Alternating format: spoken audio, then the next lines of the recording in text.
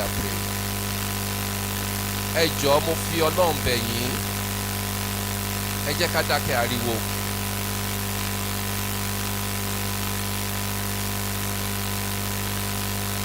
Thank you very much.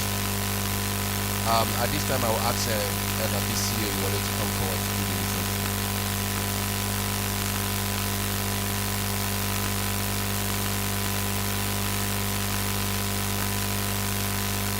Pastor, you need to help me here.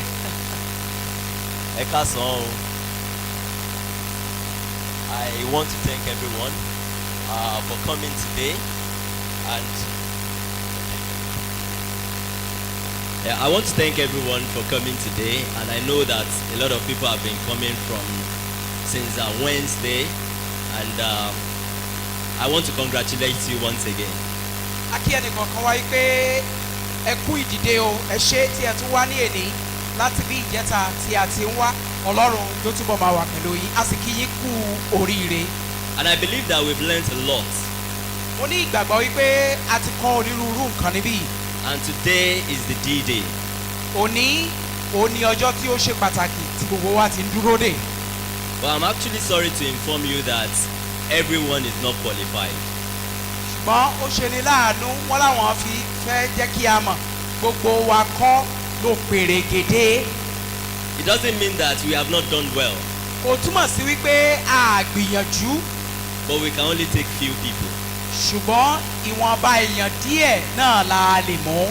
A lot of people have come to us and they said that, oh, why are we choosing the young people this time around? Àwọn kan tó wà wọ́n wò pé kí ló dé tó yẹ pé àwọn ọmọdé àwọn là ń mú lọ́tẹ̀ yìí. This year we are actually focusing on young people. Lọ́dún yìí àwọn èwe àwọn ni àfojúsùn. So subsequently we might consider retirees and our senior citizens. Nígbà míì a ó máa fi àkíyèsí fún àwọn bóyá tó ti fẹ̀yìntì àti àwọn àgbà tó wà nínú ìjókòó yìí. So ẹ jọ̀ọ́ torí Ọlọ́run ẹ má bínú sí wa. À ń bẹ̀ wá wípé ẹ jọ̀ọ́ ẹ fi yèdénú ẹ má bínú sí wa. But you will still do something today. Ṣùgbọ́n lónìí ó sì ní nǹkan tí ẹ ó ṣe. You will be part of the judges. Ẹ̀yin náà wà lára àwọn tí yóò bá wa fi ojú lámì tó wò ó ṣé àwọn yẹn pèrègèdè lóòótọ́. But it's a good thing if your children are doing well. Ṣùgbọ́n nǹkan tó dáa ni tí àwọn ọmọ yín bá ń ṣe dáadáa. So ẹ gbàdúrà fún wa. Torí náà ẹ fàdúrà ràn àwọn ọmọ yín lọ́wọ́. Yeah, thank you very much for your understanding. Ẹ ṣeun àdúpẹ́ o. Today I will be introducing the person that will anchor the program. Lónìí a ó máa fi ẹni tí ó darí ètò yìí a ó máa fi hàn wá. And this person has spoken before. He spoke on Wednesday. Ẹni tí a fẹ́ fi hàn wá yìí wọ́n ti bá wa sọ̀rọ̀ ní ìjẹta àwọn ló fún wa ní ìdánilẹ́kọ̀ọ́. And his name is Olubunmi Aladeokin. Orúkọ wọn òun ni wọ́n ti sọ fún wa yìí. You know, he came all the way from the United States of America. Àti ìlú òyìnbó Amẹ́ríkà ni wọ́n ti wá. That is 16 hours journey. Wọ́n ní tẹ́ ẹ bá wo ìrìn àjò wákàtí mẹ́rìndínlógún òun náà fi rìn lójú òfurufú. Just to come and empower us. Láti wá dá wa ní ẹ̀kọ́ láti ró wa ní agbára. Yeah, he's a serial entrepreneur. Àwọn jẹ́ ẹni tí ó ń ṣe okòwò dáadáa lójú méjèèjì. He's a real estate professional. Wọ́n jẹ́ ẹni tí ó ń mójútó ètò mo fẹ́ ralé mo fẹ́ ralẹ̀. Always getting government contracts. Ní gbogbo ìgbà ni wọ́n máa ń gba iṣẹ́ látọ̀dọ̀ ìjọba. He's an author as well. Bákan náà wọ́n tún jẹ́ òǹkọ̀wé. And some of us call him tallest. Lọ́pọ̀ ìgbà wọn ní nínú wọn wọ́n máa ń pè wọ́n ní ẹni ga jù. So at this time I would like us to give him a round of applause. Ẹ jẹ́ kí a pàtẹ́wọ́ fún wọn bí wọ́n ṣe ń jáde bọ̀.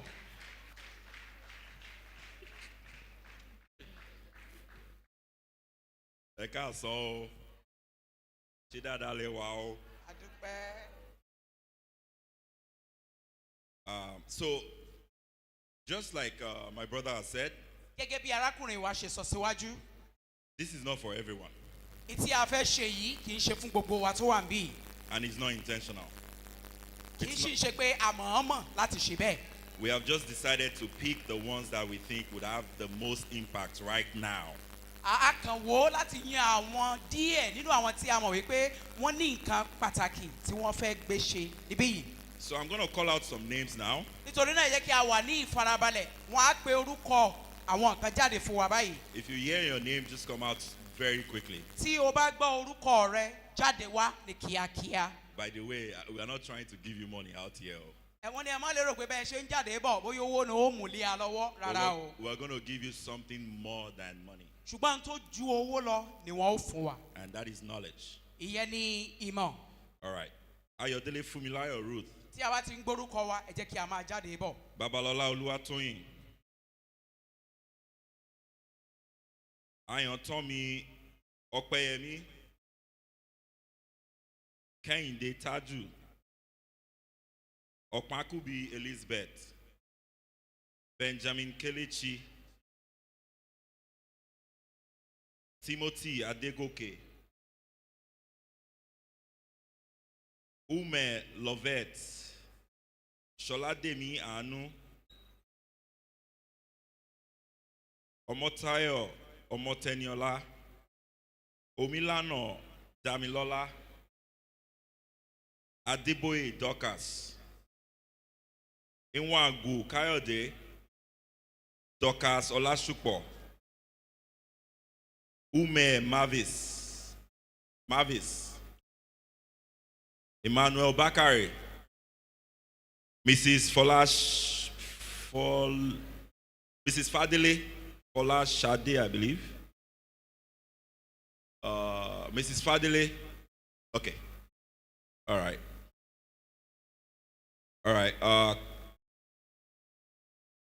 Ani Sulowo Oluwatobiloba. Sorry if I. And then Kolawole Jolaolu. No, not you. It wasn't you. Go back. It's not you.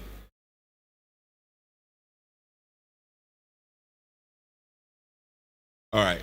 Have your seat. Okay, good. If you heard your name, please, and you're still not here, I'll just give you 1 minute because I'll call someone to substitute you real quick. wọ́n ní tí a wá gbọ́ orúkọ wa ṣùgbọ́n tí ẹni yẹn ò tí ì wà níwájú ń bì á fún wa ní ìṣẹ́jú kan kó tó di pé á forúkọ mi rọ́pò. And I know I called Dorcas. wọ́n rántí pé wọ́n pe Dorcas. And you're still walking back there, so I'll switch it out very fast. ẹni yẹn ò sì tí ì jáde wá síwájú. Sit. Yeah, thank you. All right.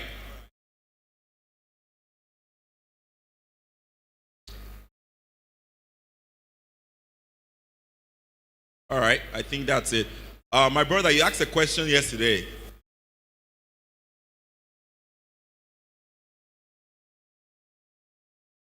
All right, thank you very much.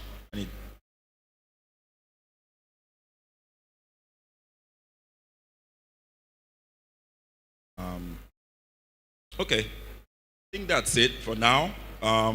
We can start. ẹ jẹ́ kí a wà ní ìfarabalẹ̀ a máa bẹ̀rẹ̀ báyìí.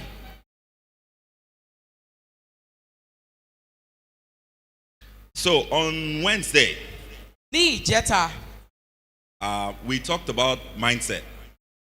a kọ́ nípa ìwòye ọkàn.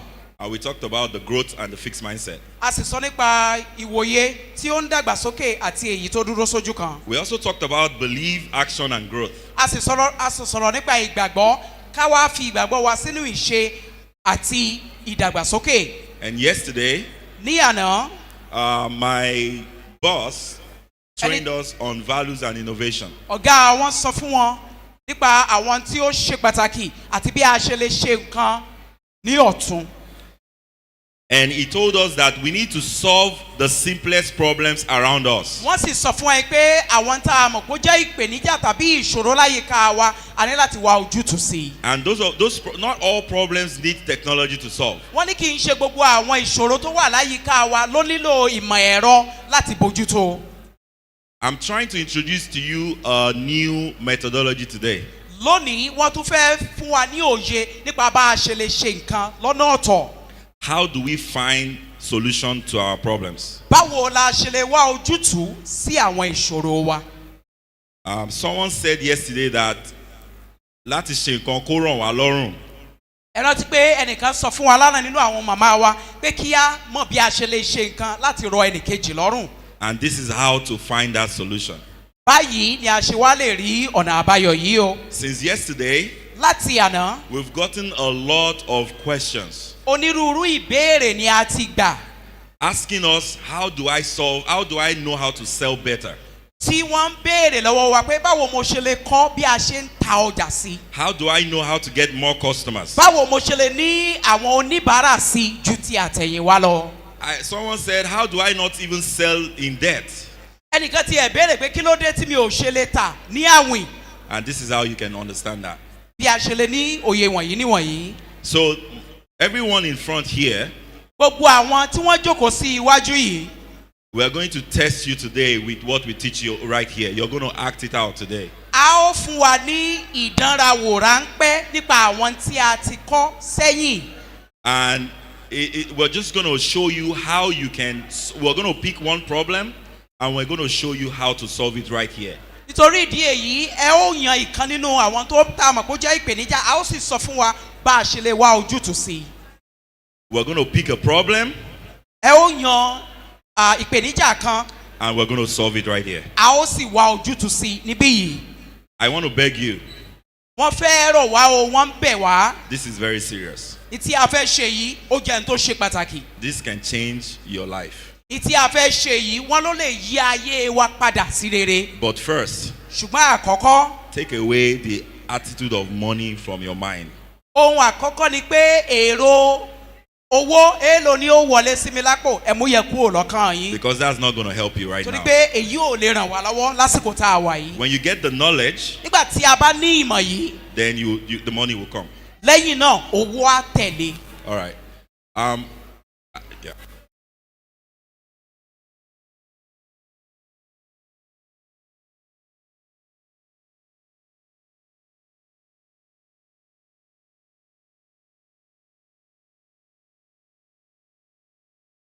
ẹ jẹ́ kí a wà ní ìfarabalẹ̀ o. ìròyìn tó ń tẹ̀ wá lọ́wọ́ lásìkò yìí ni pé ariwo wa ti pọ̀ jù nínú gbọ̀ngàn yìí. nítorí ìdí èyí àwa tí a wà ní apá ẹ̀yìn tí a mọ̀ pa ń pariwo ẹ jẹ́ kí a dákẹ́ jẹ́ bí bẹ́ẹ̀ kọ́ àwọn kan ti wà tán ti dúró ní àwọn igun káàkiri ó ṣeé ṣe kan ní ká jáde. àwa tí a ń pariwo lápá ẹ̀yìn ẹ jẹ́ kí a wà ní ìfarabalẹ̀ bí bẹ́ẹ̀ kọ́ ó ṣeé ṣe kan lé wa jáde. ọlọ́run á ràn wá lọ́wọ́ ẹ ṣé o. All right. We're starting now. So a fẹ́ bẹ̀rẹ̀ báyìí. the first thing I want to introduce to you is design thinking. ohun àkọ́kọ́ tí wọ́n fẹ́ sọ fún wa òun ni bá a ṣe lè gbé iṣẹ́ kalẹ̀ pẹ̀lú ọpọlọ. It is solving complex problems ohun tí èyí túmọ̀ sí òun ni kí a wá ojútùú sí ìṣòro tó nira díẹ̀ from a human center. pẹ̀lú ìmọ̀ye bó ṣe rọ̀ mọ́ ènìyàn. So your customer is in the middle of the solution. nítorí ìdí èyí àwọn oníbàárà yìí àwọn ní àárín gbùngbùn ọ̀nà àbáyọ tí ẹ̀ ń wá. We have talked about the values yesterday as well. a ti sọ nípa àwọn tí ó ṣe pàtàkì ní àná. And it says love your neighbors as yourself, right? a sì sọ fún wa pé nínú rẹ̀ fẹ́ràn ọmọnìkejì rẹ gẹ́gẹ́ bí ara rẹ. To solve the problem, nítorí náà láti wá ojútùú sí ìṣòro you have to have your customer in the heart of it. a ní láti ní àwọn oníbàárà wa nínú ọkàn wa. So what we are doing here today, guys, torí ìdí èyí tí a fẹ́ ṣe níbí lónìí we are picking each problem per table.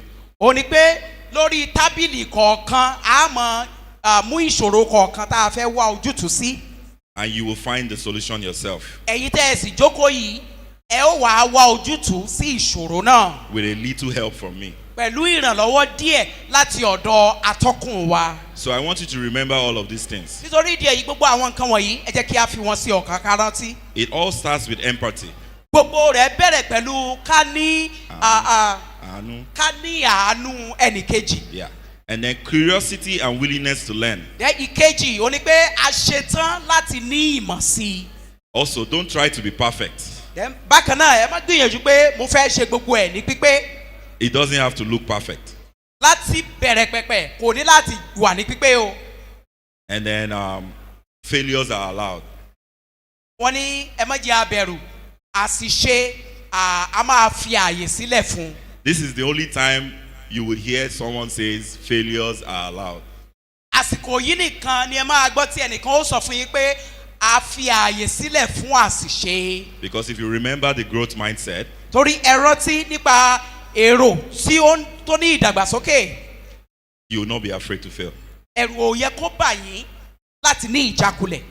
For those of you that have your phone out Ẹ̀yin tí ẹ mú fóònù yín dání, ẹ̀rọ ìbánisọ̀rọ̀ yín, and you're in front, tí ẹ sì wà ní iwájú, I don't want to see it. wọ́n ní àwọn ò fẹ́ rí o, ẹ tọ́jú rẹ̀. Thank you very much. Ẹ ṣe àdúpẹ́. Active participation by everyone. Gbogbo àwa tí a wà ń bí pátá la ó kópa nínú ètò yìí. Àwọn ẹ̀yin màmá wa àti bàbá wa náà.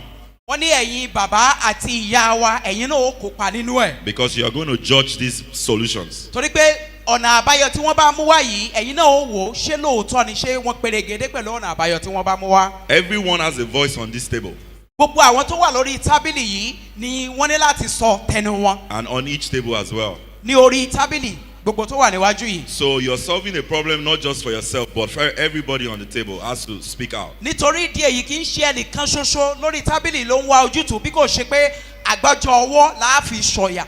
And don't judge, Torí náà ẹ má ṣèdájọ́ o. but listen. Ṣùgbọ́n ẹ tẹ́tí sílẹ̀. There is hearing Abala kan wà tí a ó fi gbọ́. and there is listening. Abala kejì ò ní pé a ó tẹ́tí sílẹ̀. It's two different things. Nǹkan méjì ni.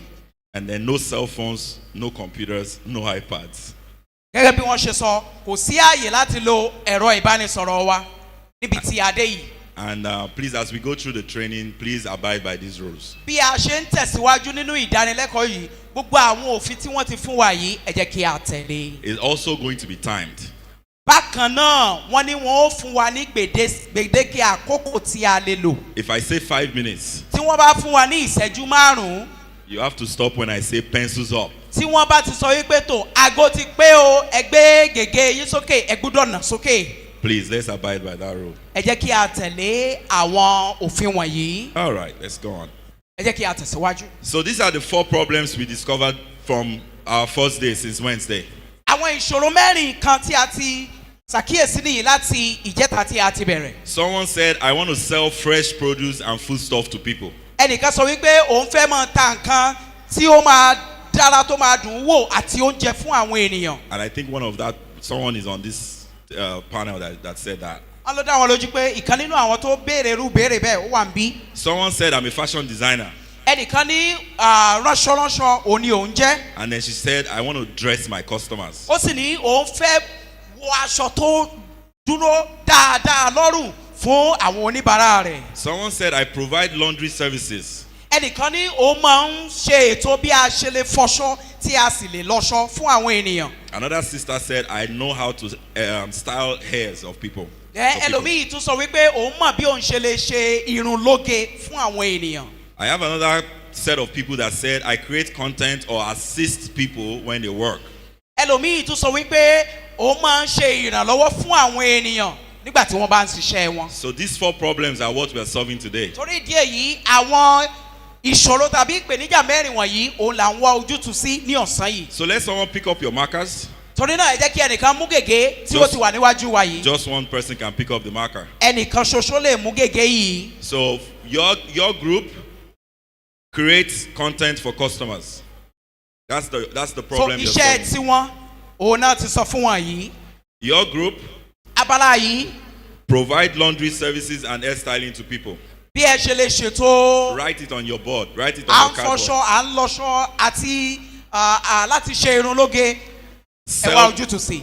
Sell produce to people. Sell produce, fresh produce and food stuff. Bí ẹ ṣe lè ta oúnjẹ àti àwọn nǹkan tútù tó máa dùn ún rí dáadáa ẹ bá wa wá ojútùú sí. And you would be dress your customers. Títí yín bí ẹ ṣe lè ṣe aṣọ tó máa dúró dáadáa lọ́rùn oníbàárà yìí lè máa ṣe. If you know you're a business owner in the congregation, Tí ẹ bá jẹ́ ẹni tí ó ní okòòwò nínú gbọ̀ngàn yìí, just go with us as we go.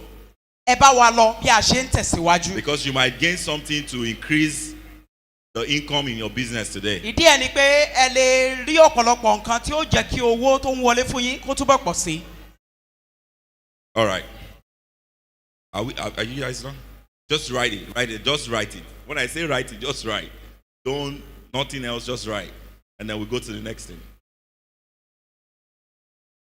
Okay, so the first phase of design thinking is this. Abala àkọ́kọ́ nípa kí a fi ọpọlọ gbé iṣẹ́ kalẹ̀ òun lélẹ́yìí. Sometimes you don't recognize what your problem is. Nígbà míì a lè mọ̀ mọ̀ tó jẹ́ ìṣòro wa. Dr. Akinoke said yesterday, Dókítà Akínọ̀kẹ́ wọ́n sọ fún wa ní àná. he said you have to solve a fundamental human need.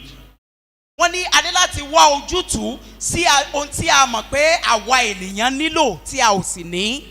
So, for example, I have something on the board. Bí àpẹẹrẹ wọ́n ní ohun kan tí wọ́n fi hàn wá lójú It says, pátákó. design and draw a chair on a piece of paper. Wọ́n ní kí ẹ ya àwòrán àga sí orí tákàdá tó wà níwájú wa.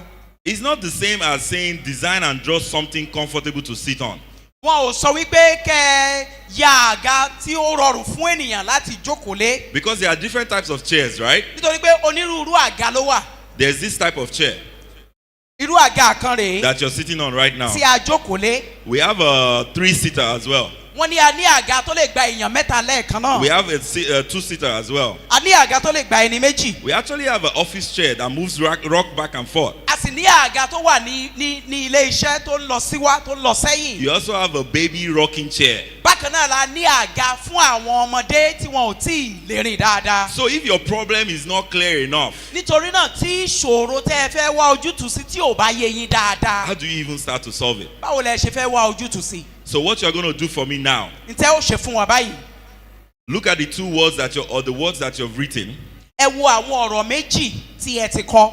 I need you to find alternatives to those words.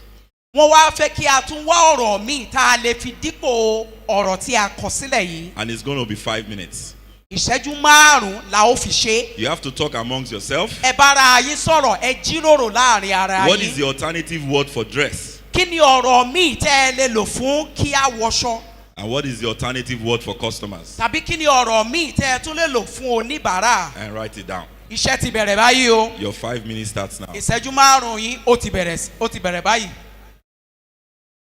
I can give you hints. Wọ́n láwọn lè ràn wá lọ́wọ́ díẹ̀. No, I can if I want to, but I don't want to. Wọ́n láwọn lè ràn wá lọ́wọ́ tí wọ́n bá fẹ́ ṣùgbọ́n ó ṣe ní láàánú wọ́n láwọn ò fẹ́. Ẹ̀mí ń fẹ́ ó ṣàìlera fara. No questions, please. Just alternative. Yeah, I write it on the big cardboard. Yes, use the marker. Wọ́n ní kẹ́ ẹ kọ́ sórí tákàdá tó tóbi tó wà níwájú wa yẹn. There will be a time for the sticky notes. Àsìkò máa wà tí a ó lo àwọn ìwé pélébé tó wà níwájú wa. So in this phase, you guys can continue. In this phase, Ẹ jẹ́ kí a tẹ̀síwájú ní abala tí a wà yìí. you want to make sure you know enough about your problem. Ìtí à ń ṣe ni pé a ní ìmọ̀ tó jinlẹ̀ nípa ìṣòro tá a fẹ́ wá ojútùú sí. So for yourself and your team, Fún ẹ̀yin àti àwọn tẹ́ ẹ jùmọ̀ ń ṣiṣẹ́ pọ̀. you want to know, make sure that you have a common understanding of that problem. Ẹ fẹ́ rí i wípé ìmọ̀ kan náà ni gbogbo yín ní lórí tí ẹ̀ ń wá ojútùú sí. Because someone might think dress means susan, Torí ẹlòmíì lè lérò pé tó bá ní kéèyàn dírẹ́sì bóyá súnsọ̀ òun náà ń sọ fónítọ̀ òun. and the other person would actually think dress is actually wearing a cloth. Ẹlòmíì sì lè rò wípé tó bá ní dírẹ́sì tán sọ ni pé kéèyàn wọṣọ. There's also a difference between a tailor Ìyàtọ̀ sì wà láàrin ránṣọránṣọ and fashion designer. àti ẹni tó ń fi aṣọ tó fi ń dára. There's two different things. Wọ́n yàtọ̀ síra wọn o. So make sure you understand it. Nítorí náà ẹ jẹ́ kí òye yẹn yé wa dáadáa. And this is the phase for that. Abala tá ó ti ṣe yẹ òun la wà yìí.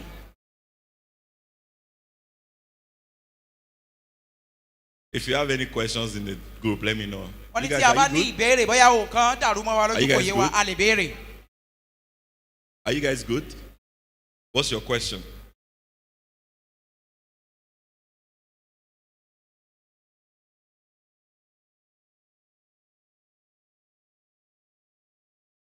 Yeah, wait. Let me give you what I said.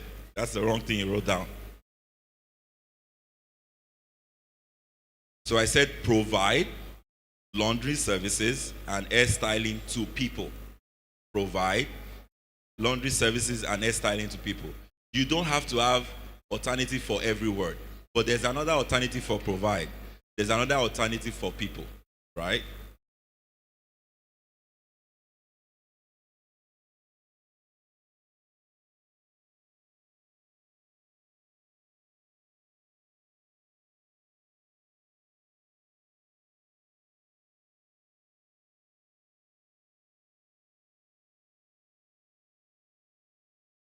And this is why we said it's not for everybody. ẹ ti rí ìdí tá a fi sọ pé kì í ṣe gbogbo ara lè perégedé láti wà níwájú báyìí. Because we have to take these pauses and actually think and do this stuff. torí pé iṣẹ́ tá a ní kí wọ́n ṣe yìí iṣẹ́ tí wọ́n ó fi ọpọlọ gidi tí wọ́n sọ̀rùn. So do you deliver on the weekends or on the week? ǹjẹ́ ẹ máa fi iṣẹ́ yín ránṣẹ́ láàrin ọ̀sẹ̀ ni àbí lópin ọ̀sẹ̀. So you have to really research your customer in that stage. nítorí ìdí èyí lábala tẹ́ ẹ wà yìí ẹ ṣe iṣẹ́ ìwádìí nípa oníbàárà yìí. And the next one is the next thing we are doing for 10 minutes. abala tí ó wá kàn báyìí ìṣẹ́jú mẹ́wàá la ó fi ṣe. I already told you half of your customers. wọ́n ti sọ fún wa nípa báwo oníbàárà wa ṣe rí. I need this on the board, please. All right, what I'm seeing here, you have to create 3 types of customer. ohun tí a ó ṣe wọ́n ní pé kí a ṣe àwọn oníbàárà oríṣi mẹ́ta. Think very well about your customer. ẹ jẹ́ kí a ronú jinlẹ̀ dáadáa nípa oníbàárà wa. I want a male, wọ́n fẹ́ ọkùnrin nínú ẹ̀. I want a female, wọ́n fẹ́ obìnrin nínú ẹ̀. and I want a older female. wọ́n sì ń fẹ́ obìnrin tó jẹ́ àgbà nínú àwọn oníbàárà wa mẹ́ta yìí. Now listen, ẹ tẹ́sí sílẹ̀ o. give them a name. ẹ fún wọn ní orúkọ. I don't know what you call them. ẹnìkọ̀ọ̀kan kó ní orúkọ. You can say Ashi Bodija. That's a name. Orúkọ Ashi kan is the nù. first name, Bodija is the last name. wọ́n ti ń fún wa ní àpẹẹrẹ báyìí. But I need names of your so wọ́n customer. fẹ́ orúkọ fún àwọn oníbàárà wa mẹ́tẹ̀ẹ̀ta. You know what that does for you? tẹ́lẹ̀ yìí máa ṣe fún wa. It gives you a connection to your customer. ohun tó ń fún wa ni pé a jẹ́ ká lè súnmọ́ oníbàárà wa dáadáa. So I need their age. wọ́n nílò ọjọ́ orí wọn. Think of your customers. ẹ ronú jinlẹ̀ nípa oníbàárà yín. What age are they? òkè ọjọ́ orí wo lọ́jọ́ orí wọn. Where do they stay? níbo ni wọ́n ń gbé. Please don't use your exact customer. Or wọ́n ní ẹ má lo àwọn oníbàárà yín tá gidi gan tí ẹ ń bá ṣiṣẹ́ o.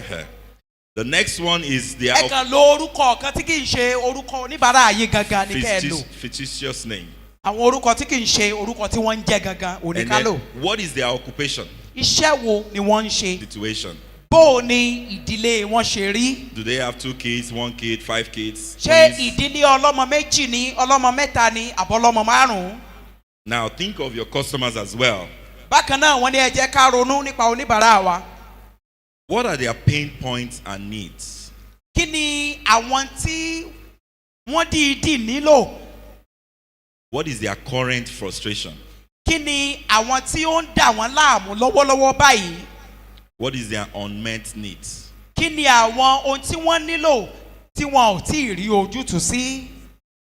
So everything is what I've said there. gbogbo ohun tí wọ́n ti sọ. Age, you can see the female ọjọ́ orí.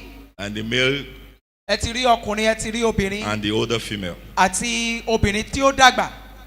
And if you can think of any one of those things as well, you can add it. wọ́n ní tí a bá lè ronú lórí àwọn nǹkan mìíràn tí ó wà ń bí a lè fi kún. Behaviors, daily routine. You can stand up and see if you want to, because that's not tilting. I don't. You wọ́n ní a lè if you dìde can see. tá a bá fẹ́ wò ó dáadáa. Your 10 minutes starts now.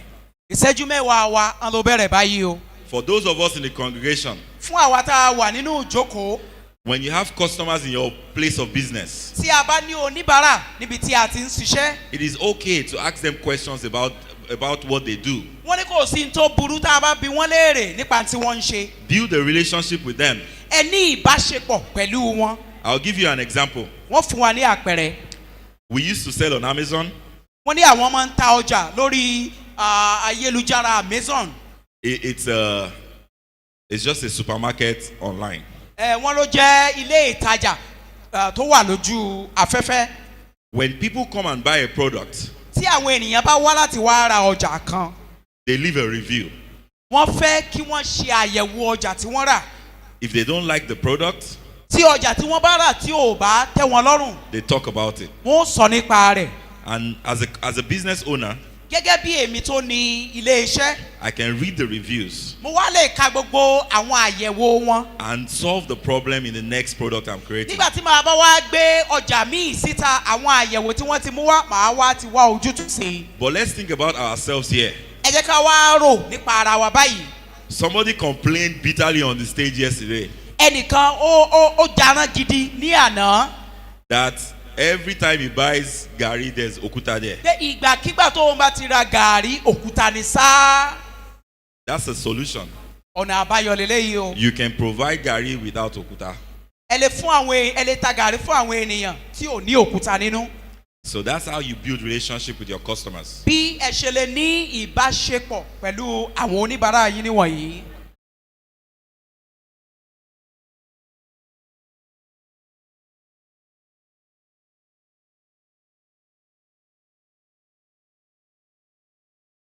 Make sure you put the income level of your customer. ẹ rántí o iye owó tẹ́ ẹ mọ̀ pé ó ń wọlé fún oníbàárà yìí. Because you want ẹ to, rántí kẹ́ ẹ fi sí i. because you want to know how much they earn. torí pé ẹ fẹ́ mọ èèlò lówó tó ń wọlé fún wọn. The range. bó ṣe rí síra wọn. Because that tells you how much you're going to charge them as well. èyí ni ó ràn wá lọ́wọ́ láti mọ èèlò lẹ́ ó béèrè lọ́wọ́ wọn kí wọ́n san fún ọjà tí ẹ fẹ́ fún wọn.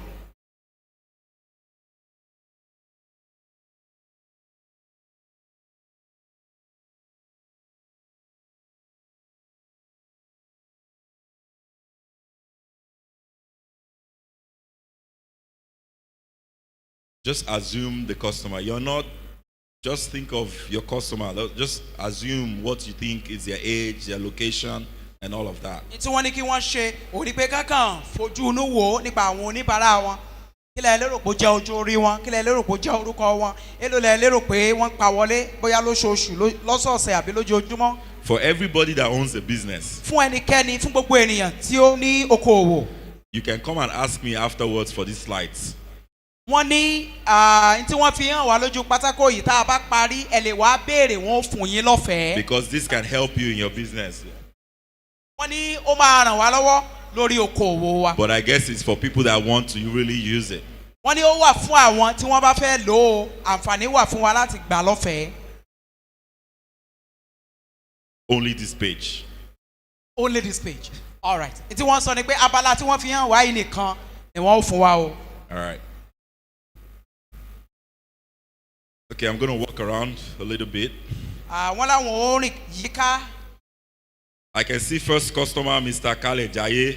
wọ́n ti rí oníbàárà àkọ́kọ́. Ongbeni Bere ọ̀gbẹ́ni Kalẹ̀ Jayé. is 35 years old. ọ̀gbẹ́ni bẹ̀rẹ̀ ọmọ ọdún márùndínlógójì. She even has his phone number. ẹni yẹn gan ní ẹ̀rọ ọ̀bánisọ̀rọ̀. He makes 30,000 per year. Per month. ní oṣù wọ́n ní 1,000,000 ló ń wọlé fún. He's a keke rider ẹni yẹn wọ́n ní kẹ̀kẹ́ ló ń wà. and he's tall. ó sì jẹ́ ẹni tí ó ga. But he's sad. He has a BSc. wọ́n ní ó ṣe ní láàánú ẹni tó ti níwèé ẹ̀rí àkọ́kọ́. And rides a keke. ó sì ń wa kẹ̀kẹ́. We need to do something about that. irú ẹni yẹn a ní láti wá ojútùú sọ̀rọ̀ rẹ̀. Mr. Ajibode, ẹlòmíì Kọ́láwọlé ọ̀gbẹ́ni Kọ́láwọlé Ajíbọ́dẹ 40 years, ọmọ 40 ọdún. married, has 2 kids. wọ́n ló ti gbéyàwó lọ́mọ méjì. wọ́n jẹ́ ẹni tó ń òṣìṣẹ́ nílé ìfowópamọ́. His wife is not around. He's in a distance marriage. ìyàwó rẹ̀ ò gbé pẹ̀lú rẹ̀ níbi tó ń gbé ó jìn. 400,000 per month. wọ́n ní tó ń wọlé fún un ní oṣù 1,000,000. He's always tired. gbogbo ìgbà ló máa ń rẹ̀ ẹ́. iṣẹ́ àṣekúdórógbó ló ń ṣe. Do you understand what we're doing now? gbogbo tí wọ́n ń ṣe ìṣó ń yé wa báyìí wọ́n ń sọ àlàyé nípa bóníbàárà àwọn ṣe rí. The next one is Dr. Oba. ẹlòmíì níbí òní dókítà Ọba. 65 years old. wọ́n ló jẹ́ ọmọ ọdún 75. He makes 900,000 naira to 1.2 million per month. wọ́n ní tí ó ń wọlé fún un láàrin oṣù kan ó tó bí 1,000,000 náírà lọ sí òkè díẹ̀. He lives in Lagos. ìlú Èkó ló fi ṣe bùgbé. And I have another customer here, oníbàárà àtọ̀dọ̀ wa níbí yìí. Mr. Amos John. orúkọ rẹ̀ ni arákùnrin Amos John. ó ti gbéyàwó. Businessman. ó jẹ́ oníṣòwò. His education is NCE. wọ́n ní ó jáde ní ilé ẹ̀kọ́ àwọn olùkọ́. 200,000 per month. iye owó tó ń wọlé fún lóṣù ó jẹ́ 1,200 náírà. Family of 6. ìdílé tiẹ̀ àwọn 6 ni ọlọ́mọ 4. Okay. ìdílé ọlọ́mọ 4 nídìílé tiẹ̀. All right, that's ọmọ rẹ̀ ò pọ̀jù ó pọ̀jù. those are our customers. àwọn oníbàárà wa náà ti sọ fún wa yìí o. So I hope you understand what we're trying to do. àwọn tí à ń ṣe níbí yìí wọ́n ní ṣé ó yé wa. Because when you know your customers, torí pé tá a bá mọ oníbàárà wa díjúdíjú. they would give you some insight that will change your life. wọ́n ó fún wa ní àwọn òye kan tí yóò yí ayé wa padà sí rere. Mo fẹ́ sọ Yorùbá. Ẹ jọ̀ọ́, mo nídìí ṣé ẹ ti tajà fẹ́nìkan rí tó dẹ̀ sọ pé inú òun ò dùn sí.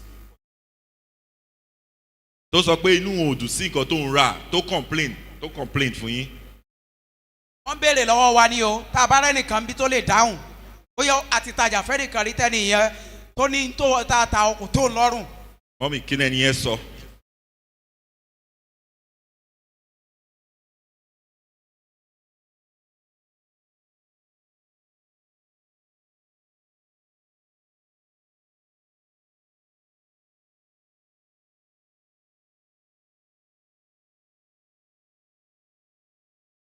oníbàárà mi tí mò ń ta ọjà fún ó sọ yí pé kò pé òun ó ní kí ló dé tí ò ṣe pé ẹ ó ní bó ń ṣe tà á pé ó ní bó ń ṣe tà á ni kò jẹ́ kó pé òun mo ní àá ẹbẹ́ mi gan èmi gan tí mo lọ rà lóko gan ó ní iye tí mò ń tà èmi dẹ́rìí ti tèmi ń bẹ̀ ọ̀sán ni pé kò bẹ́ẹ̀ lájọ wàdí sí. Okay, ẹ pàtẹ́wọ́ fún mọ́mí. That is a problem right there. tí wọ́n sọ fún wa yìí ìṣòro díẹ̀ ni o. But it's not problem of mommy. ṣùgbọ́n kì í ṣe ìṣòro àwọn ọmọ mi wa. Because when you bought from the farm, torí pé tẹ́ ẹ bá rà láti oko. you already put your own profit on it. ẹ̀yin náà ti fi èrè ti yín sórí ẹ̀. And you sold to him. ẹ sì ta fún oníbàárà yín. He is expected to put his own profit on it. ó yẹ kó náà wá fi èrè tiẹ̀ náà lé lórí. He's using a sense with mommy. ntẹ́ni yẹn ń lò wọ́n ó lu ọpọlọ pẹ̀lú màmá ni. He's trying to get a better rate from you. ìtò fẹ́ ṣe ni pé kówó tí ó rà lọ́dọ̀ yìí kó wá sílẹ̀ dáadáa kó wá jẹ èrè àjẹjù. That's it. So when you listen to complaints like that, torí ìdí èyí tí ẹ bá gbọ́rú àwọn àwáwí báyìí. if it's a problem with what you're selling, tó bá jẹ́ pé àwọn àwáwí tó dá lórí ohun tí à ń tà ni.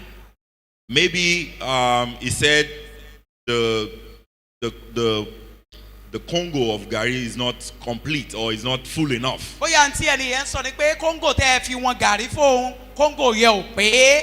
Now you can adjust that tó bá jẹ́ pé bẹ́ẹ̀ ni ẹ̀yin náà wá lè wá kóńgò tó pé. so that he would be happy. kínú rẹ̀ bá a lè dùn. And when he comes back, ìgbà tó bá wá padà wá. he will pay you a premium for it. a wá tún san owó fún yín lórí ẹ̀. Who does handiwork here? wọ́n ní ṣé a ní ẹni tó ń ṣe iṣẹ́ ọwọ́ níbí. Bricklayer, welder, vulcanizer, or anything like that. bóyá àwọn tó ń ṣe mọlémọlé ni o àbáwọn tó ń fẹ́ táyà. Okay, if there's nobody. wọ́n ní tí ò bá sí. Okay, sir. Have you ever heard any complaint from your customers before? wọ́n ní ṣé ẹ ti gbọ́ kí àwọn èèyàn kùn rí àwọn oníbàárà yìí sàn ti kùn rí. And what did they say? kí ni tí wọ́n sọ.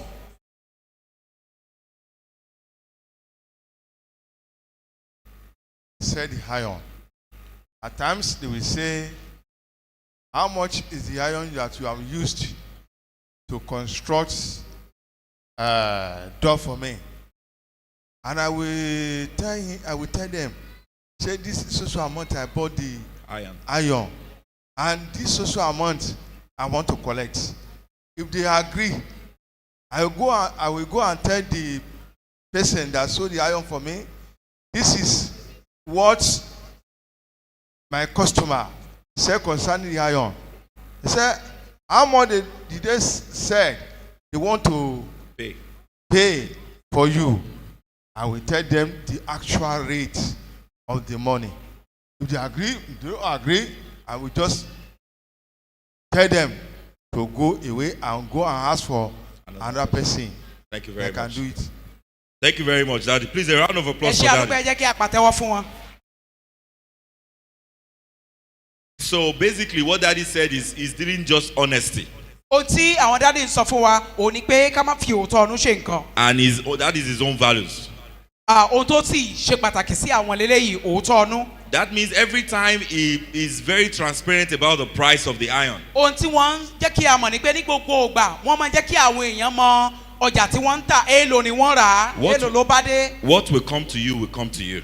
Etí ó bá jẹ́ ti yín yóò jẹ́ ti yín o. And if people start to see that you're very honest and transparent about your business, tí àwọn èèyàn bá dẹ̀ rí wípé òótọ́ ọnú lẹ fi ń bá wọn lò nínú okòwò yín. they prefer to come back to you. wọ́n sì padà wá sọ́dọ̀ yín ni. And you get a lot of repeat buyers. ọ̀pọ̀lọpọ̀ ìgbà ni wọ́n sì padà wá lẹ́yìn ìgbà náà. My time is up. All right. ìṣẹ́jú mẹ́wàá ti pé o. A round of applause again ẹ for jẹ́ kí them. a pàtẹ́wọ́ fún wọn. You jẹ́ kí a pàtẹ́wọ́ fún you wọn. just completed the second phase. wọ́n ní abala kejì òun ni wọ́n ti parí báyìí o. Now I have a formula for you on the board. lójú pátákó wọ́n ní bí a ó ṣe ṣe abala tí a wà yìí. I'm going to use your problem as example. àpẹẹrẹ ìṣòro tí ẹ ti ṣàkíyèsí la ó lò. What is your alternative for dress? wọ́n bi wá léèrè ọ̀rọ̀ míì wo la lò fún dress. Another one? Materials. Another one? Another one. I see cloth there. Okay, good. So look at this now. I'm going to use yours as an example, and I hope you guys would follow that. wọ́n ní wọ́n á lo tiwọn gẹ́gẹ́ bí àpẹẹrẹ fún gbogbo àwọn tó kù. Then you said customer. What's an alternative word for customer? Client. Another one? Dent. That's very good. Now I want you to do something. Just listen to this. This is the formula you're going to use. This phase is a method for framing opportunities in an actionable way. So you will say, how might we, right? You guys, you're doing it. How might we clothe? What's your first customer name? How might we? Oh, okay. How might we clothe your customer name, right? How might we clothe Mr. Kalejaye to dress appropriately? Or how might we clothe Mr. Kalejaye to be able to have something to wear? You understand what I mean? So you're going to frame your question before was dress customers. But that's very vague. So now you're bringing it down to how might we dress or clothe or model or whatever Mr. Kalejaye. Now, what that does is it makes it very real to you. Now, you can break that into smaller steps because your dressing Mr. Kalejaye is different from dressing the other person. You see what I just did there? That's the same thing goes to you guys. So, what is your first alternative word? Foodstuff. But your problem is providing foodstuffs, right? To people. You said to people. So now, your alternative is sell fresh produce and food stuff to people. So what's your word for sell?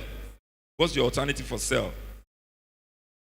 Oh, you left sell and you picked okay, so groceries, food, perishable goods, right? Yes, sir. Perfect. So how might we sell groceries, you can alternate it, perishable foods to your first guy, the second guy, and your third guy?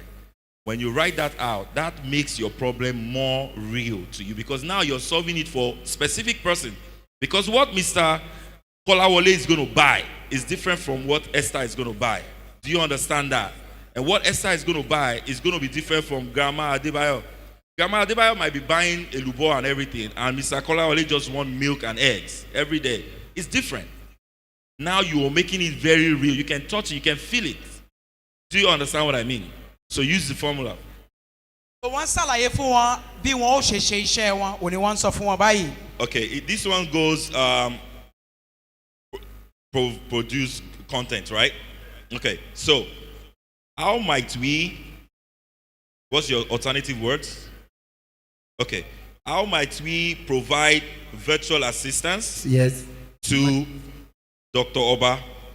How might we strategize to your event planner, Event by Grace? Yes. How might we Be a develop developer. or A developer. develop content or develop something for Mrs. Ibrahim?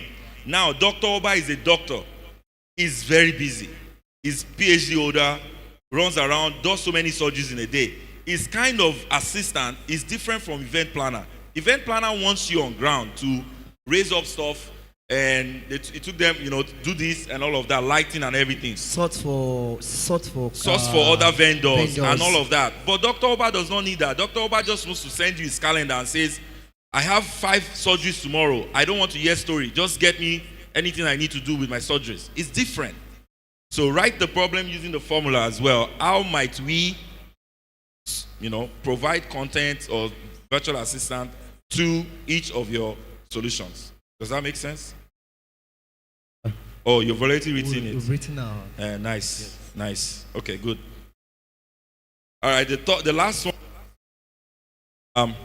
àwọn abala tó kẹ́yìn. So, you said render. That's very good. Laundry service to the mass. You said the masses. Now, and beautifying the. So, how might we beautify Mrs. Bola Ahmed, right? To make her look good. Is that it? How might we render laundry service? Masses. When you say masses, you know what masses? Masses is like 100 billion people.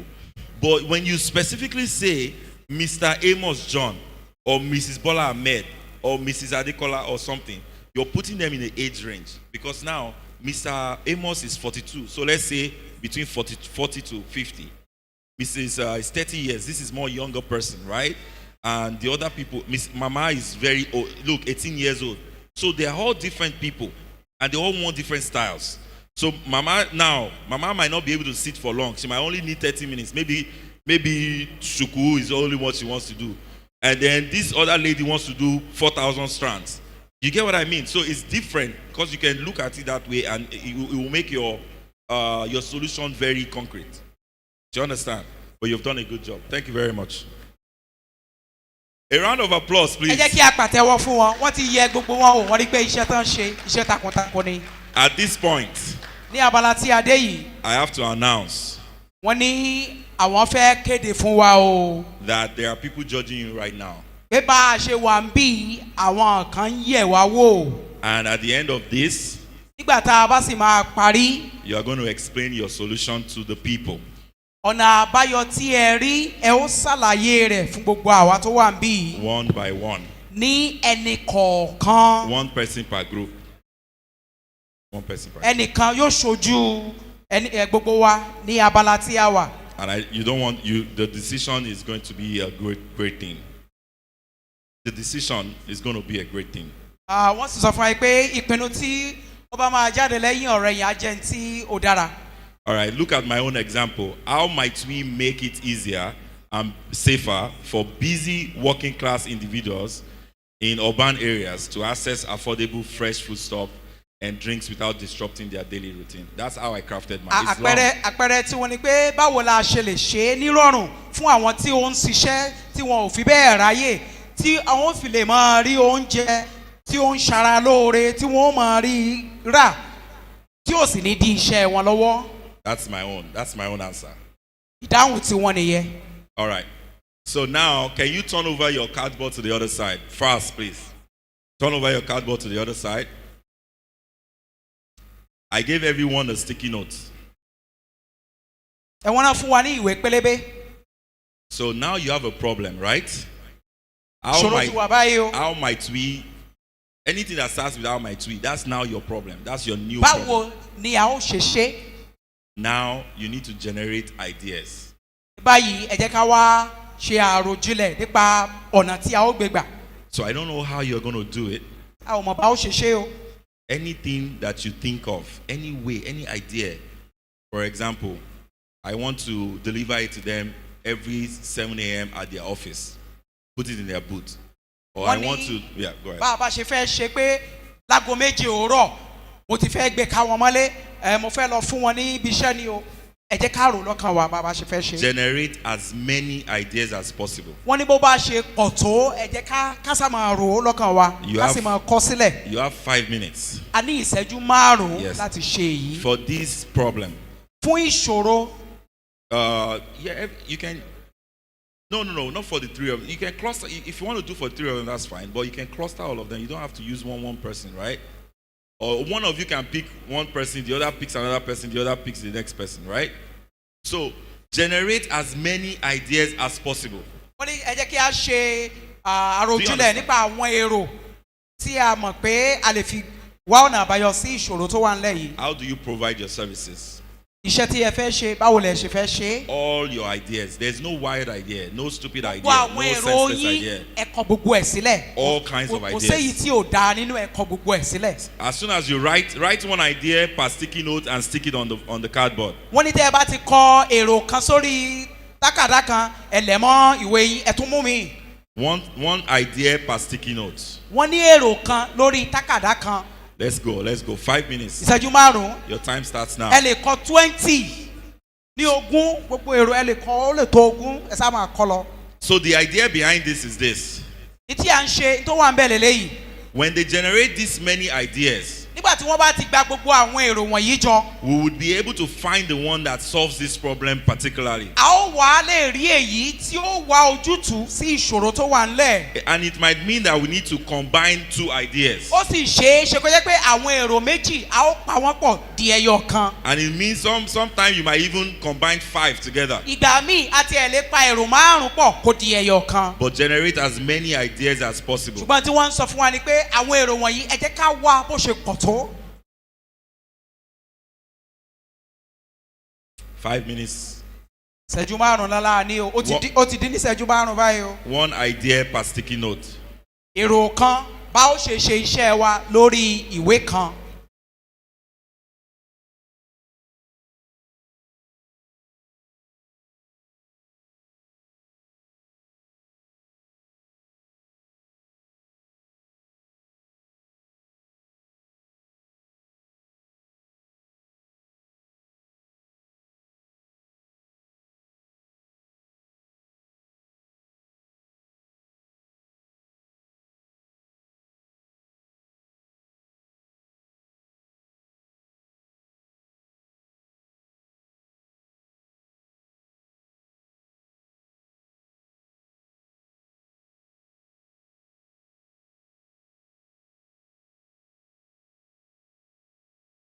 So generating this idea is the most interesting part of the whole situation.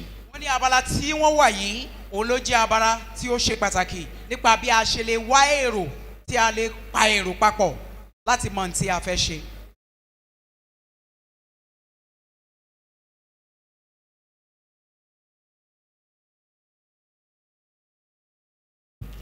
Èyí náà mọ̀ pé rírò lọ́bẹ̀ ẹgbẹ̀gìrì abala tí wọ́n wà yìí òun rèé. I can see they are communicating and writing so fast. That's very good. A rí wípé wọ́n ń bára wọn sọ̀rọ̀ wọ́n sì ń yára láti kọ àwọn èrò wọn sílẹ̀. Èrò kan lórí tákàdá kan.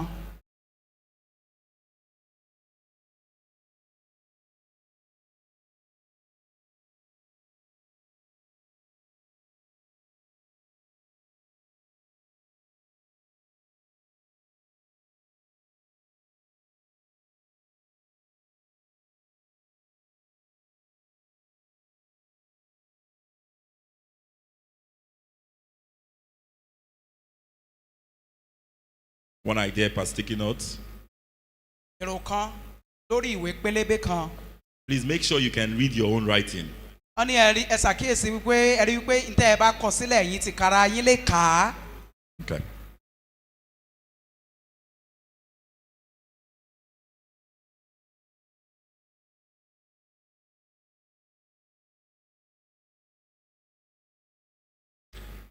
Our people are working hard.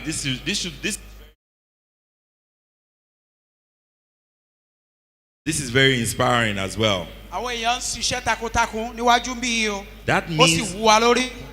the solution to Nigerian problems, Ìyẹn fi yé wa pé ọ̀nà àbáyọ sí àwọn ìṣòro lórílẹ̀‐èdè yìí. we can find it ourselves. Àwa ti kára wa a lè rí. We don't need anybody from out there. A ò nílò ẹlòmíràn láti ìta láti wá bá wa tán ìṣòro wa. We can solve our problems by Àwa ourselves. fúnra wa a lè wá ojútùú sí i. Because the problems of China Torí pé ìṣòro China is not the same as the problem of Nigeria. kì í ṣe ìṣòro kan náà ní pẹ̀lú tiwa ní Nàìjíríà. The problem of America Ìṣòro orílẹ̀-èdè Amẹ́ríkà is not the same as the problem of Nigeria. ó yàtọ̀ sí ìṣòro orílẹ̀-èdè Nàìjíríà. There's gun problem in America.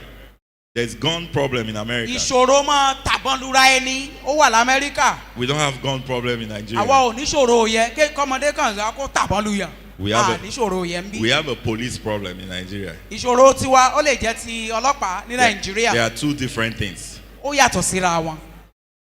So we can only solve our own problems. ìyẹn fi yé wa pé ìṣòro tiwa la lè wá ojútùú sí. We need to stop looking out there for solutions. ẹ jẹ́ káyé máa wo ìta fún ọ̀nà àbáyọ. We need to think, sit down, think, and do the solving a ní ourselves.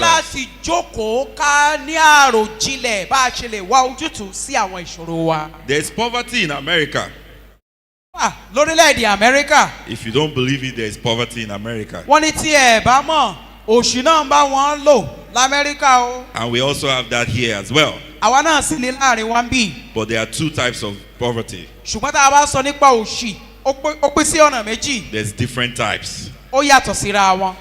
Some of them depend on the government for food and for other things. àwọn míì ojú ìjọba ni wọ́n ń wò kán tó lè jẹun. And for us here, we do everything ourselves. lọ́dọ̀ tí wọ́n ń bì àwa ló ń ṣiṣẹ́ tá à ń jẹ. So don't look outside for the solutions. torí náà ẹ má ṣe wo ìta fún ọ̀nà àbáyọ. Our solution is right here. ọ̀nà àbáyọ wa ọ̀dọ̀ wa náà ló wà. Our time is up. ìṣẹ́jú márùn-ún wa ti pé o. All right. ẹ ṣé o. Can I have the next slide on the board, please? Okay. So I hope you guys can see the board. We're done. So what we're going to do real quick, ohun tí a fẹ́ ṣe báyìí just see what I drew on the board, right? The line. ẹ wo ohun tí wọ́n yà sí ojú pátákó ń bí. So please draw that. ẹ̀yin náà ẹ yà á sínú ìwé yín. Just like a graph, right? Look at that. ẹ yà á gẹ́gẹ́ bí wọ́n ṣe yà á síbi tí à ń wò ó. Yeah, just draw that, what you have on your white cardboard. Yes, please. On your white cardboard. wọ́n ní lórí ìwé ńlá tí ó wà ní ọwọ́ wa ẹ jẹ́ kí a yà síbẹ̀. Yeah. It doesn't have to be too big. Just draw it. ẹ wá àyè nínú ìwé yín kí ẹ yà síbẹ̀ kò ní láti tóbi.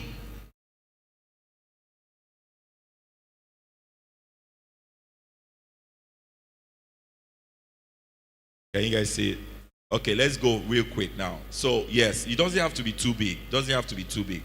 Doesn't have to be too big. But this is what I want you to do. tí wọ́n fẹ́ ká ṣe rèé o. Can you see viable on the other side? And you can see visible here. wọ́n ní abala kan rí àwọn tí ó lè ṣeé ṣe abala kejì òní a rí. It's doable. Yeah, feasible. We can produce it. Yeah.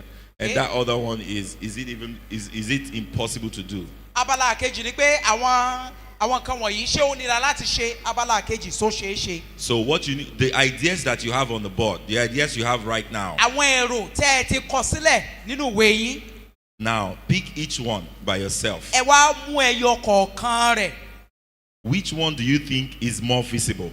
èwo lẹ lérò pé ó ṣeé ṣe. And I can come around and help you out. Which one do you think is wọ́n more ní feasible? wọ́n lè ràn wá lọ́wọ́ nígbà tí wọ́n bá rìn yíká. But what I need for you to do is we need I visible and I viable. So whatever you put in this third one is the one that you know you're going to do.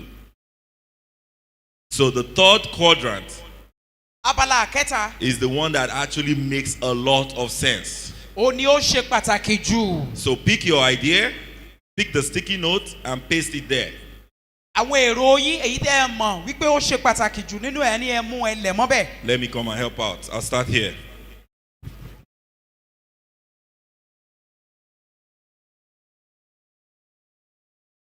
There is a, what is your problem again? Dress, right? So this one says time consciousness. So you want to deliver on time, right? Deliver on time. Okay. Stick it there. This is not an idea. Personal collection by customer, right? Personal collection by customer. This is viable. This is doable. Doorstep delivery. Doorstep delivery. This is actually viable and visible, right? I've done everything for you guys. What's this? Healthier ẹni pé wọ́n ti condition. ń ran àwọn ènìyàn wa lọ́wọ́ díẹ̀díẹ̀. Okay, so weather condition, With dress, I don't know if that's correct. Provide the best style, right? So this can be viable and doable as well. So that's in the third quarter. I've done enough. You guys already started. Okay, good.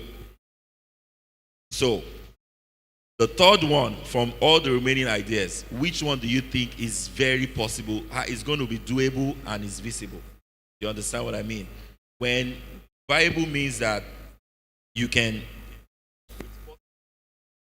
it's not going to be too hard for you to do. And then feasible means when you actually do it, with the customer like it, with the customer take it. That's what that means. So your ideas have to go there. So put more ideas on each of the board, and this third one is actually the one that you would take out. Yeah. You can put more than one on each. All right, we have another group here. You guys are good, right? You guys are good. Time management one, sponsor ads, vendor sorting. Yeah, so put your ideas, but make sure that the third one is the one that you actually can do. Okay? All right.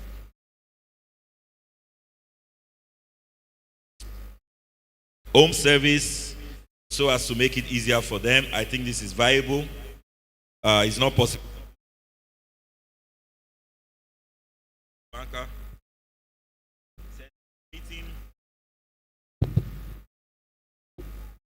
Meeting with them on a weekly basis as to know when they would need your service. This is not very. You get what I'm trying to say? So you read one idea and then you do it. All right? Just 3 minutes, please. Ìṣẹ́jú mẹ́ta ló kù fún wa o láti fi ṣe é.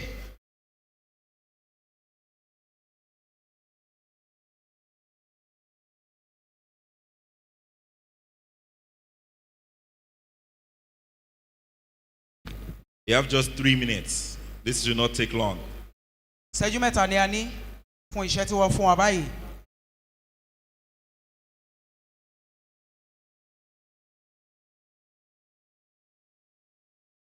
Three minutes. If you're getting value, please let me see your hands up. If you're getting value. Wọ́n ní àwọn tí à ń kọ́ wọ̀nyí tó bá jẹ́ àwọn tí ó ń ṣe wá lóore tó ń ṣe wá láǹfààní ẹ jẹ́ àrọ́wọ́ wa ókè o. Ṣé ó ṣe wá láǹfààní? Ṣáà rẹ kọ̀ọ̀kan ń bẹ̀.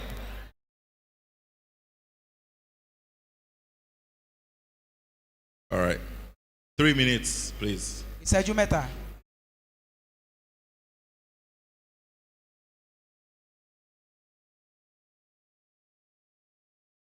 Three minutes, please. All right. While you're doing that, just be listening while you're doing that, I'm going to be telling you what you're doing next. Just continue to do that. Wọ́n ní nígbà tí wọ́n ń ṣe eléyìí lọ́wọ́, wọ́n máa sọ fún wọn nípa ohun tí wọ́n ṣe lẹ́yìn èyí. Ibi tá wí la dé yìí o. Ọ̀rọ̀ bù sí. Wọ́n ní bí a wí la dé yìí o, ọ̀rọ̀ ṣe kí ni? Ọ̀rọ̀ bù ṣe. So, you all will create a business.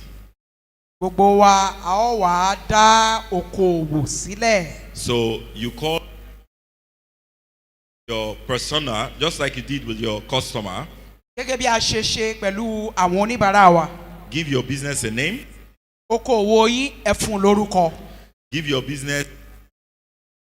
Ẹ fún okòwò yín ní agbègbè ibi tí ó máa fìdí kalẹ̀ sí. Think among yourself. Give your business a CEO, a deputy CEO, and a finance officer. Láàrin ara yín, ẹ mú láàrin ara yín ẹni tí ó jẹ́ adarí àgbà, igbákejì, àtẹni tí ó máa mójútó ètò owó. And tell us what you want to solve and how you are going to solve it.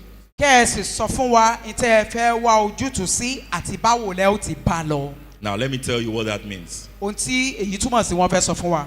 That is going to be your more like your policy for your company.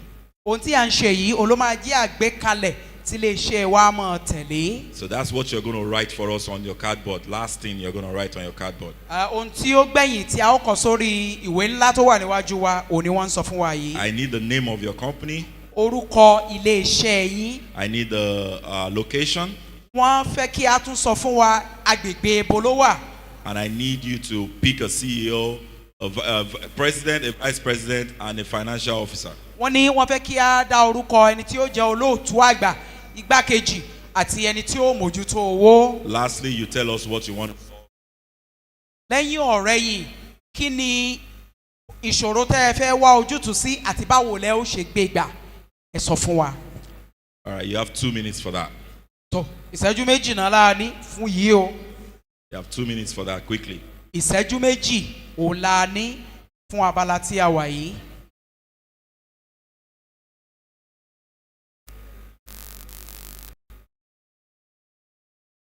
You have 2 minutes, please. ìṣẹ́jú méjì ń jó lọ o.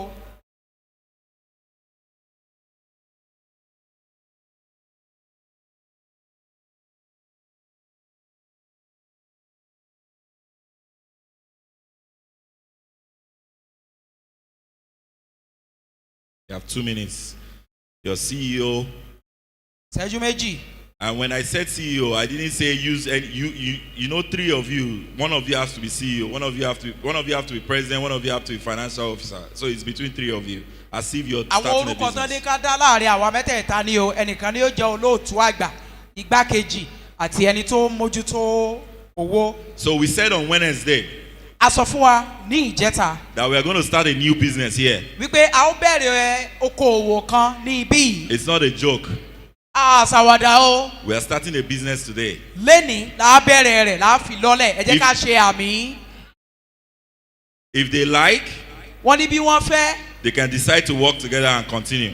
wọ́n ní wọ́n lè fẹ́ láti tún jùmọ̀ máa ṣiṣẹ́ papọ̀ lókòòwò tó wọ́n bẹ̀rẹ̀. Maybe only one person will start the business. bóyá ẹnìkan ṣoṣo láàrin wọn ni ó sì bẹ̀rẹ̀ okòòwò yìí. But all I know is ṣùgbọ́n tí ó dá wa lójú tí mo mọ̀ we are starting a business today. lónìí à ń bẹ̀rẹ̀ okòòwò tuntun And we are solving a real problem. a sì ń wá ojútùú sí ìṣòro tá a mọ̀ tó dáni lójú. And you will help us select the best person. wọ́n ní gbogbo àwa tá a sì wá jókòó síbí yìí ni ó ràn wá lọ́wọ́ láti yan ẹnìkan tó perégedé jù. Because if it's not solving a problem for you, torí pé kì í ṣe pé wọ́n ń wá ojútùú fún ìṣòro wa. it won't, the business would fail. The business will fail. bí bẹ́ẹ̀ kọ́ okòòwò yìí yóò ní ìjákulẹ̀. So they have to, when they present it, it has to solve something. You have to want to do business with them. ìgbà tí wọ́n bá wá sọ fún wa ní tí wọ́n ti kọ sílẹ̀ ẹ̀yin náà wàá wò bóyá ẹ fẹ́ láti bá wọn dòwò pọ̀ àbí ẹ ò fẹ́. All right, 2 minutes is over. wọ́n ní ìṣẹ́jú méjì wa ó ti pẹ́ o. Okay, this is the final phase. abala tí ó kẹ́yìn làdé yìí.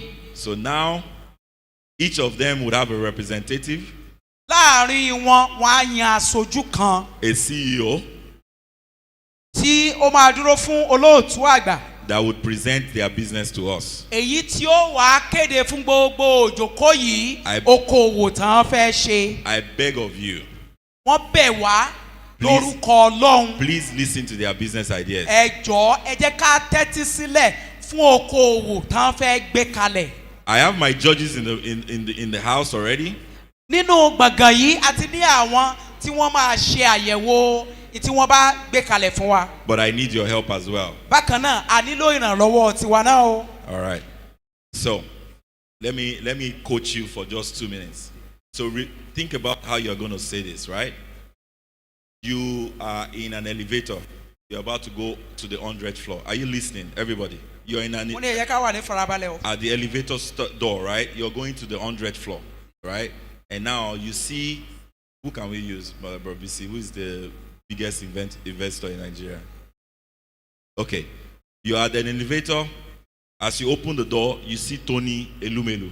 You know Tony Elumelu, the UBA group chairman. You see Tony Elumelu in the elevator, and he's going to the 100th floor as well. So you have about 3 minutes each to tell Tony Elumelu, this is what I do, this is my business, this is the problem I'm solving, this is how I want to solve that problem. Within 3 Because minutes. it's called an elevator speech, elevator pitch. When you tell him in 3 minutes, he's going to know if he wants to invest in you or not. And that's what my judges are looking for. Are wọ́n we ní tá a understanding? fẹ́ ṣe òní pé bí ẹni pé a wà nínú gbọ̀ngàn tó máa àmì ohun tó máa ń gbéni lọ sókè láàrin ìṣẹ́jú mẹ́ta ẹ wá wà níbẹ̀ pẹ̀lú ìlú mọ̀ọ́ká pàtàkì lórílẹ̀‐èdè yìí ẹ sì fẹ́ sọ fún ẹni yẹn nípa okòwò yín kí ó bá a lè bá yín dòwò pọ̀ so báwo lẹ ó ṣe sọ fún ẹni yẹn láàrin ìṣẹ́jú mẹ́ta yẹn náà ń sọ fún wa báyìí. I have my judges that are going to be listening to you. àwọn tí ó gbé wa yẹ̀ wò wọ́n wà ń bí yìí o. And everybody here is listening to you as well. gbogbo àwa tó sì kù tó wà ń bí náà là ń gbọ́ yín. And we'll make a decision if you want to invest or not in your business. a ó sì wá ṣèpinnu lẹ́yìn ọ̀rẹ́ yìí bóyá a ó kówó sórí okòwò yín. To help you one last time, láti ràn yín lọ́wọ́ lẹ́ẹ̀kan sí i. make sure whatever is in the third quadrant, because that's the high one, right? Make sure that's what you use as your solution. wọ́n ní ẹ rí wípé èyí abala ẹlẹ́ẹ̀kẹta tí a lẹ ìwé tó pọ̀ jù mọ́ òun ni ọ̀nà àbáyọ tí ẹ fẹ́ wá sí ìṣòro. Because if you have done this properly, torí pé tí ẹ bá ti ṣe èyí bó ti tó àti bó ti yẹ. there is a business that can be created right now. ìyẹn fi yé wa wípé okòwò kan wà tí a ó dà kalẹ̀ níbi Alright. tí a wà yìí. We're going to start with this group. ó bẹ̀rẹ̀ pẹ̀lú àwọn abala tí wọ́n wà níbí yìí. What's the name of your CEO? kí lorúkọ olóòtú àgbà yín. Okay. So, everybody, please welcome Mrs. What's the name of your business?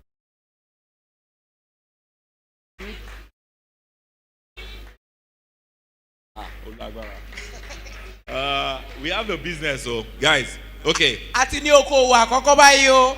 I am aṣojú wọn sì jáde wá láìpẹ́ yìí. I am honored to introduce to you ó jẹ́ nǹkan òwúrí láti fi hàn wá. Mrs. Babalola, arábìnrin babalọ́lá The yáàfin babalọ́lá the CEO ẹni tí ó jẹ́ olóòtú àgbà of Keep Fit Stitches. fún ilé-iṣẹ́ tí wọ́n dárúkọ yìí. A round of ẹ applause, jẹ́ kí a please. pàtẹ́wọ́ fún wọn. Come out here, stand here. You have 3 minutes. Explain to us what you've done. wọ́n ní ẹ jẹ́ kí a jáde wá síwájú wọ́n ní ìṣẹ́jú mẹ́ta láti sọ fún wa tí okòwò wọn dálé lórí. Okay, one can drop mic. Emma, bye.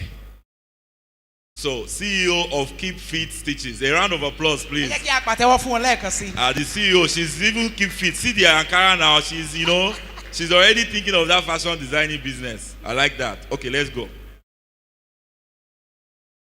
Good evening, house, to everybody.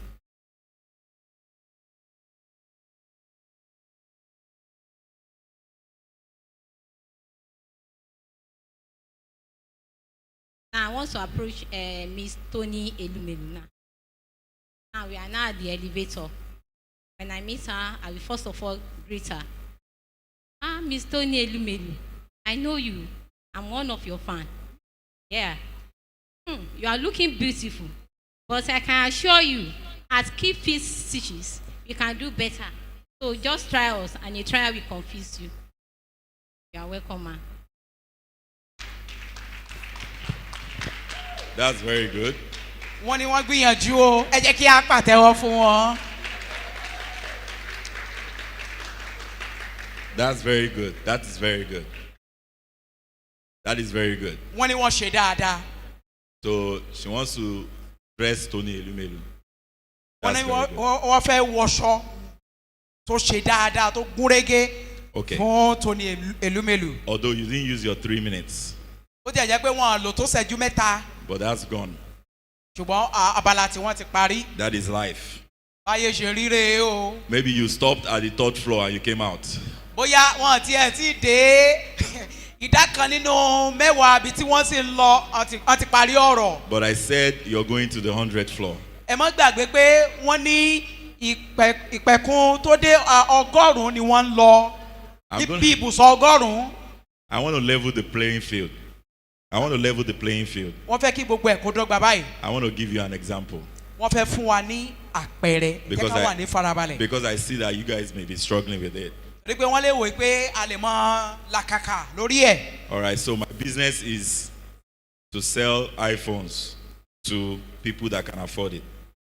okòwò tiwọn nípa wọ́n fẹ́ ta fóònù iPhone fáwọn tí wọ́n lè rówó rà á. So this is what I expect in an elevator pitch. tí wọ́n máa ṣe lélẹ́yìí. Good morning. How are you doing today? My name is Bumi Aladiokin. I'm the CEO of Bumi Technologies. I have phones iPads, laptops that can help you solve your technology needs whenever you need it. I sell at affordable rates. I sell the best things, the best products in the market. I also offer you the ability to transfer your contacts from your old phone to your new phones.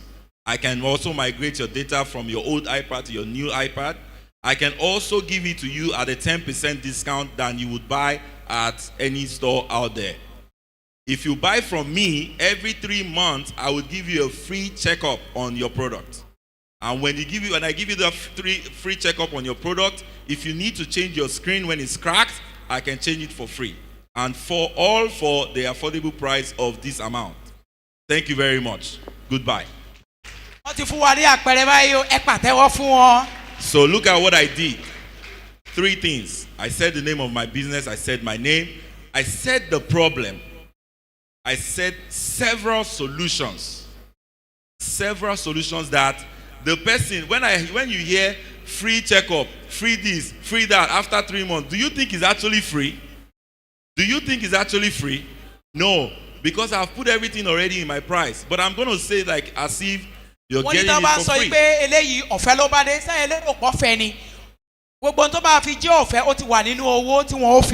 That means I am solving that guy's problem. If he has any phone or technology problems, he knows to come to me first. And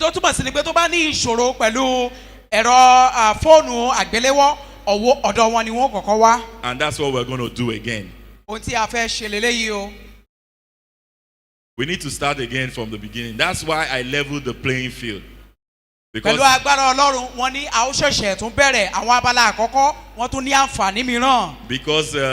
Mrs. Babalola, I don't want you to lose out in any way because I really liked what you did actually. So we're going to start again, but this time around I'm starting from a different place. Let's go to business 3. What's your business name and what's your CEO's name? Dorcas Olashukpo, JD Virtual Hub. JTD. Everybody, I am honored to welcome the CEO of JTD Virtual Hub, Mrs. Dorcas Olashukpo. A round of applause, please.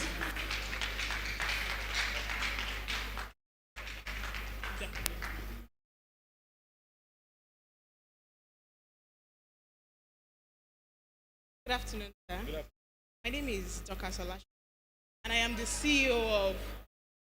I'm going to go over again. Good afternoon, sir. Good afternoon. My name is Olashukpo Dorcas, and I am the CEO of JTD Virtual Hub. JTD Virtual Hub is a virtual assistant agency that can. Your customers cannot hear you. Okay, good afternoon, sir. Okay, wait. All right. Everybody, she wants to use me as Tony Elumelu, but I'm not going. I don't want anybody to use me now. See, look at your Tony Elumelus here. If you can, Auntie, yes, can you hear me? So if Auntie Tony Elumelu cannot hear you, you don't have money at all. Sorry, forget. So she needs to be able to hear you. I don't want anybody to use me because I am not going to be the judge. Okay? Actually, I'm going down there. Good afternoon, sir. My name is Olashukpo Dorcas, and I am the CEO of JTD Virtual Hub. So JTD Virtual Hub is a virtual assistance agency that helps both individual, small-scale business owner and large-scale business owner to ease their workload. When I mean ease their workload, I have a medical doctor that I'm working for, and I can manage his tasks, manage his email, which means by the time I am done being a virtual assistant with him, I am going to be giving him he is going to have 4 or 5 hours free time to himself or to have his own personal life, which means I can manage his emails, I can attend his meeting on his behalf, I can create schedules on his behalf, I can create content on his behalf. In fact, whenever he wants to travel, he does not have to go through the stress of booking a flight by himself. I do that. He does not have to go through the steps of looking for an hotel around. I do that on his behalf. And I am doing that remotely. I don't have to be there physically. I hope I am able to convince you that JTD Virtual Agency is a very good.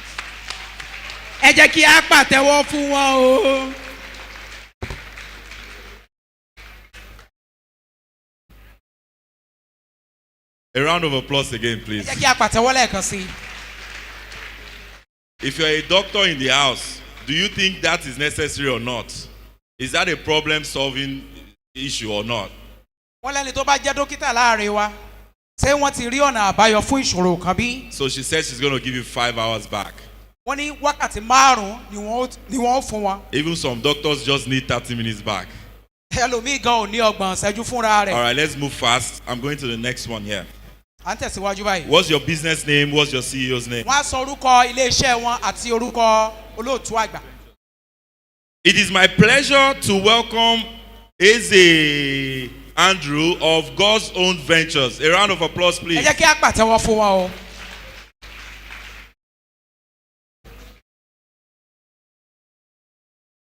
Good afternoon, everyone.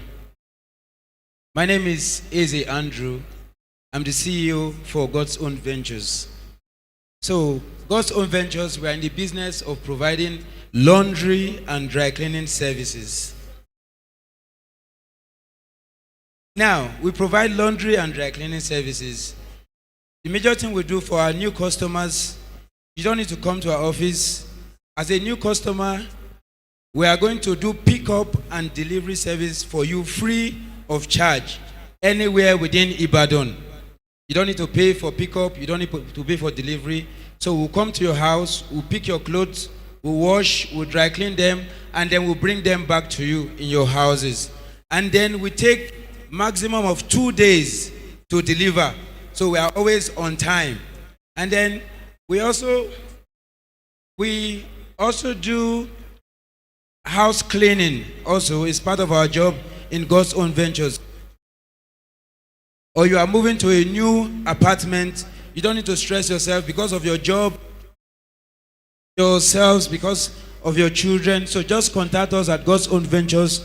We'll come, we'll tidy up your houses, we'll make your clothes clean, we'll prepare you for a new week, and also we'll keep you and your children clean and healthy. Thank you.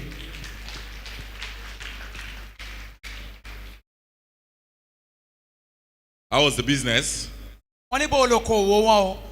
How is the business? Okay. Please just take note, right? The next people I'm going to is back to Mrs. Babalola. Or did you change your CEO? No, you're still. Mrs. Babalola of Keep Stitch Fishes. A round of applause, ẹ please. jẹ́ kí á pàtẹ́wọ́ fún wọn o bá ṣe ń bọ̀ wá síwájú. We are starting a business here. That's what I said, right? ẹ má gbé o à ń bẹ̀rẹ̀ okòòwò níbí yìí.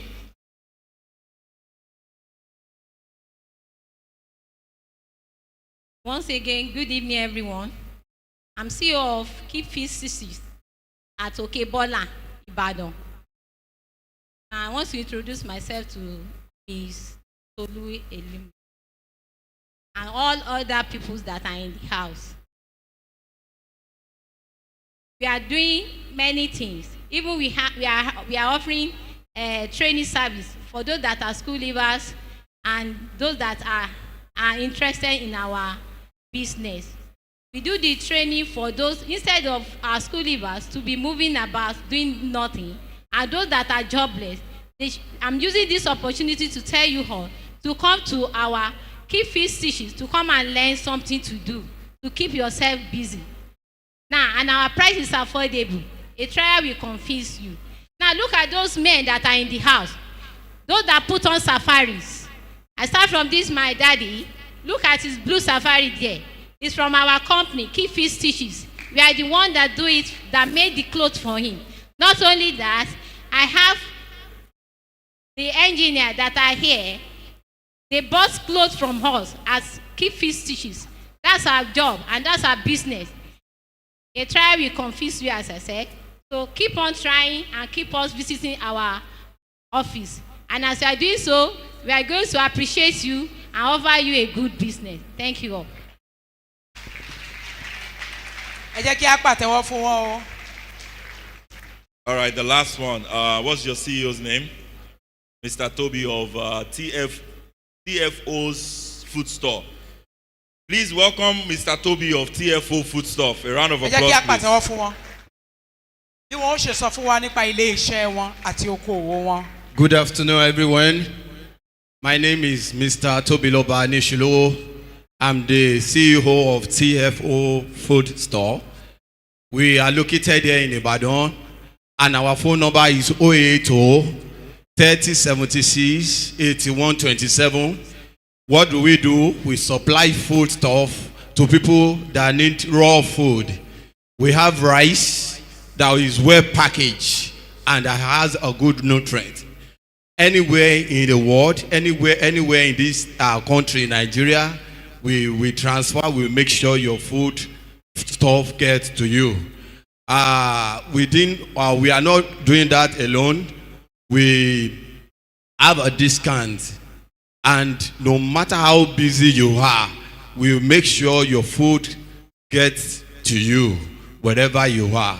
This is what we do in our company. We are located very close to you at gates here, so you can check on us. You can call us. We have a WhatsApp. You see us on Facebook.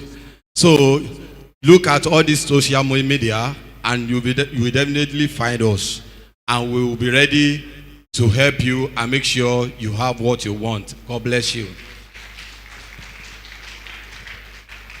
Please, a round of applause for the four ẹ of jẹ́ kí them. a pàtẹ́wọ́ fún àwọn mẹ́rẹ̀ẹ̀rin o. I am so proud that I'm able to do this, because every one of them actually came out with good solutions and the way they want to solve that problem. as gbogbo wọn well. pátá ló jáde wá sí iwájú pẹ̀lú ọ̀nà àbáyọ gbòógì àti bí wọn ó ṣe ṣe é. But even though we did this presentation now, bó tilẹ̀ jẹ́ pé n tí a ṣe yìí a ṣe báyìí do you at least understand the phases now?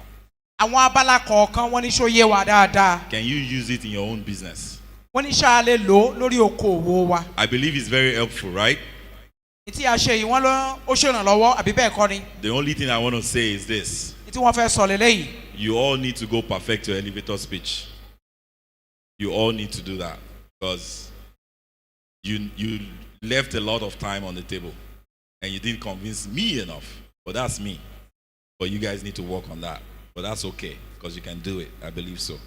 A round of applause again for them. ẹ jẹ́ kí a pàtẹ́wọ́ fún ọ lẹ́ẹ̀kan sí i. So before we decide on who is going to the next level or not, wọ́n ní kó tó di pé a ó pinnu lórí àwọn wo ni ó lọ sí abala tí ó tún kàn. my name is Bumi Aladiokin.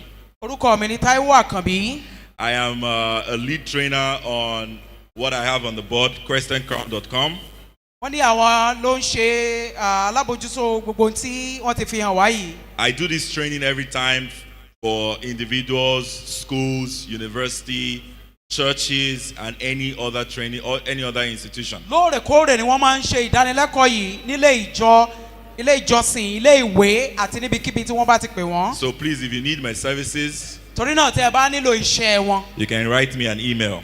wọ́n ní ẹ lè kọ̀wé sí wọn o. I don't have to be here physically. wọn ò ní láti wà ń bí kí wọ́n kárí wọn. I can do it all the way from America. níbi tí wọ́n wà ní Amẹ́ríkà wọ́n lè ṣe láti ibẹ̀. And if you want me to come, tí ẹ bá sì fẹ́ kí wọ́n wá So kẹ́ ẹ that- jọ fojú rinjú so that it's very lively like this, kó bá a lè dá ká máa fojú ríra wa báyìí. I'll fly down and come to you. wọ́n ní wọ́n ó fò pẹ̀lú bàálù wọ́n wà bá wa. So my customer might be on your phone right now.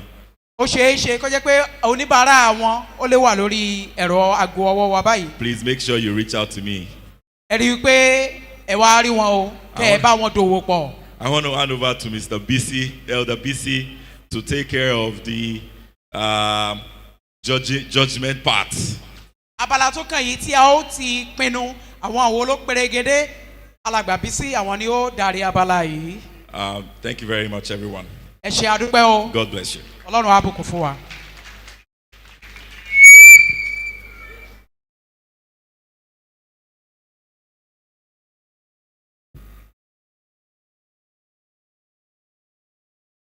Hello, everyone. Thank you very much, Bumi, for that.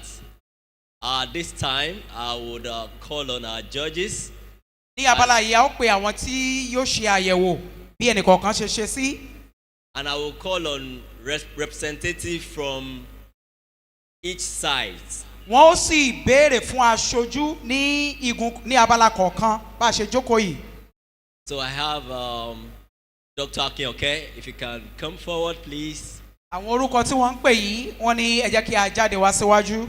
Dr. Wale Oladipo, I want you here as well. And Elder Tope Olatunde. And I want representative from this side. Any representative? wọ́n ní wọ́n fẹ́ aṣojú ní abala yìí. and one representative from this side. wọ́n fi aṣojú láti abala yìí náà. Let's do it very quickly because of our ẹ jẹ́ kí a time. ṣe ní kánmọ́kánmọ́ o.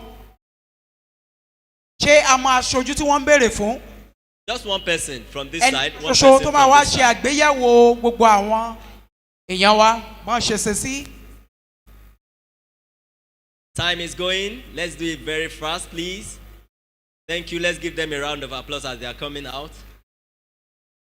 ẹ jẹ́ kí a pàtẹ́wọ́ fún wọn bí wọ́n ṣe ń jáde bọ̀.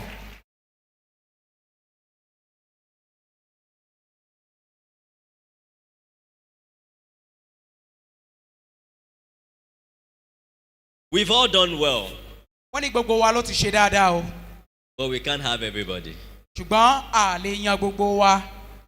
So at this time, I would hand over to the judges. ní abala tí a dé yìí yòókù di ọwọ́ àwọn tí ó gbé wa yẹ̀ wò. They might have different opinions, èrò tí wọ́n lè yàtọ̀ sí tiwa. but you know, in a democratic world, ìwé yìí náà mọ̀ pé níjọba alágbádá we go for the majority. èyí tó àwọn tó bá ti pọ̀ jù àwọn la ó yàn tán bá ti níbò tó pọ̀ jù wọn la ó yàn. Okay. Or you still want to take some time? Okay, they still need to talk. àwọn ń ṣe ìjíròrò láàrin ara wọn. And I'm still expecting representative. I want the house to also join so that we won't have any bias, any sentiment. So please, anyone in the house, you can join the platform. The wọ́n judges, fẹ́ kí please. lára wa náà tó jókòó sínú gbọ̀ngàn yìí bóyá abala bí ni o àbí abala bí ni o láti jáde wá láti darapọ̀ pẹ̀lú àwọn tí ó ṣe àgbéyẹ̀wò.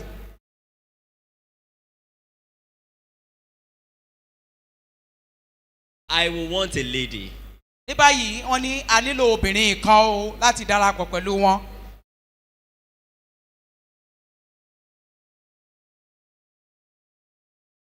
à ń retí obìnrin kan o láti darapọ̀ pẹ̀lú. You know, when we are Àwọn talking ìgbìmọ̀ about yìí. food stuff, we need the ladies. tá a sọ nípa oúnjẹ a nílò obìnrin.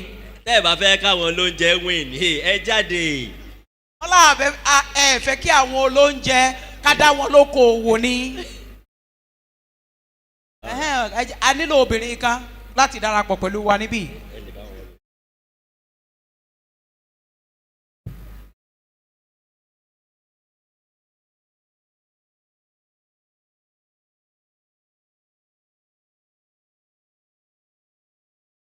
Just bear with us, please. ẹ jọ ẹnu sùúrù díẹ̀ fún wa ẹ mú sùúrù díẹ̀.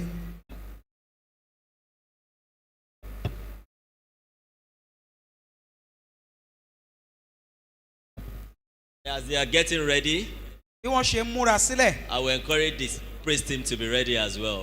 àwọn tí wọ́n ó darí orin kí wọ́n máa gbáradì. They only have 1 minute. ìṣẹ́jú kan péré ló kù fún wa o.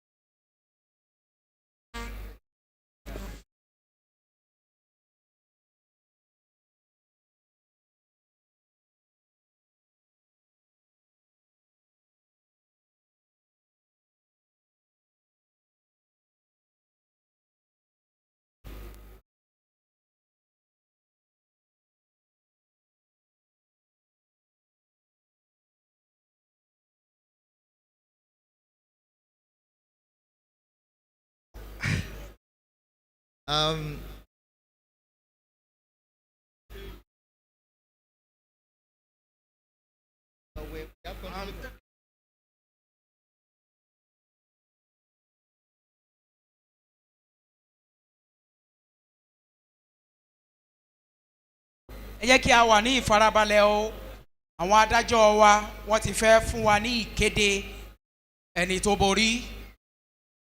Good evening, everybody. ẹ kú rọ̀lẹ́ o gbogbo ènìyàn. We have listened to all the pitches and we have heard what everybody had to say. àwọn adájọ́ wa ti tẹ́tí sí gbogbo àwọn tó ti sọ̀rọ̀.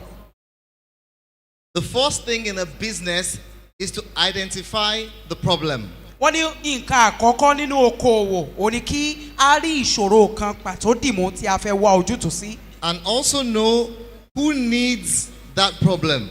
kí a sì mọ̀ ta ló ń fẹ́ ojútùú sírú ìṣòro bẹ́ẹ̀. And the next thing is executing the problem. abala kejì ò ní báwo la ó ṣe wá ojútùú sí. And the last thing is to sell the problem and your resolution to who you want to pitch the tent to. abala kẹta ni ohun tí a ní lọ́kàn ká ta fún ẹlòmíràn tó nílò rẹ̀.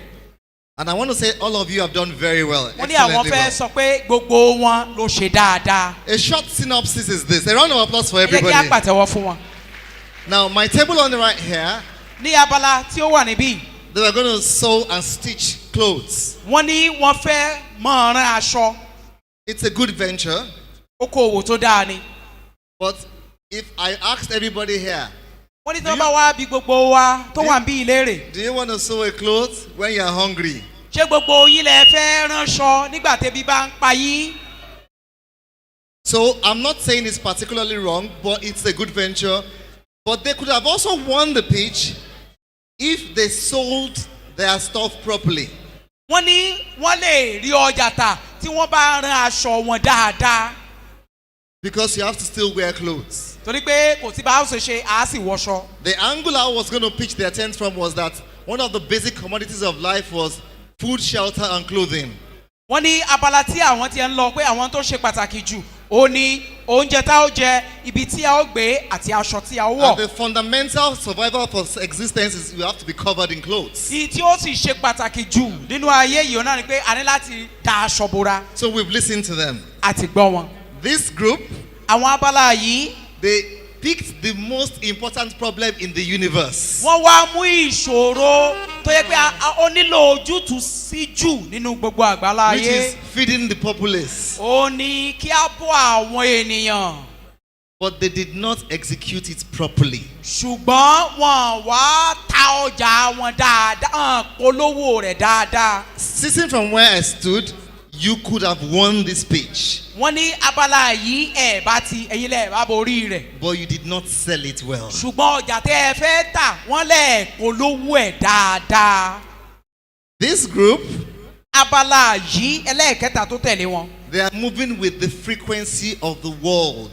wọ́n ní wọ́n rìn pẹ̀lú bí ayé ṣe ń lọ. Because they're virtual assistants solving people's problem with efficiency. nítorí pé wọ́n ń wá ojútùú sí ìṣòro àwọn ènìyàn láì jẹ́ pé ẹ tiẹ̀ rí wọn. So I'm a medical doctor. oníṣègùn òyìnbó ni wọ́n. She's telling me she wants to solve my problem without me physically being there. wọ́n ní àwọn fẹ́ wá ojútùú sí ìṣòro wọn tí ò nílò pé àwọn tìkára wọn tiẹ̀ wà ń bẹ̀. She's promising me 5 hours payback time. ní tí wọ́n ń sọ ni pé wákàtí 5 àsìkò wọn ni wọ́n ò ní fúnra wọn. She will book my flights to Nigeria. ọkọ̀ bàálù wọn wá sí nàìjíríà wọ́n ṣètò rẹ̀. She will answer my emails. gbogbo ìtọ́ni láti ṣe wọ́n ó bá wọn ṣètò rẹ̀. I have more time to see my patients and deliver with efficiency. wọ́n á wá rí àsìkò tó pọ̀ láti gbájúmọ́ iṣẹ́ wọn. She's not going to live where she is. She'll be working from home. She's not What? spending transportation wọ́n money. tiẹ̀ ní láti fi owó ọkọ̀ kún àti lẹ́nu ó mọ̀ ti ṣiṣẹ́ Every wọn. aspect of our selling and execution was perfect. gbogbo bí wọn ó ṣe ṣiṣẹ́ wọn wọ́n polówó ẹ̀ dáadáa. Now, the super duper part of our presentation was that she had delivery.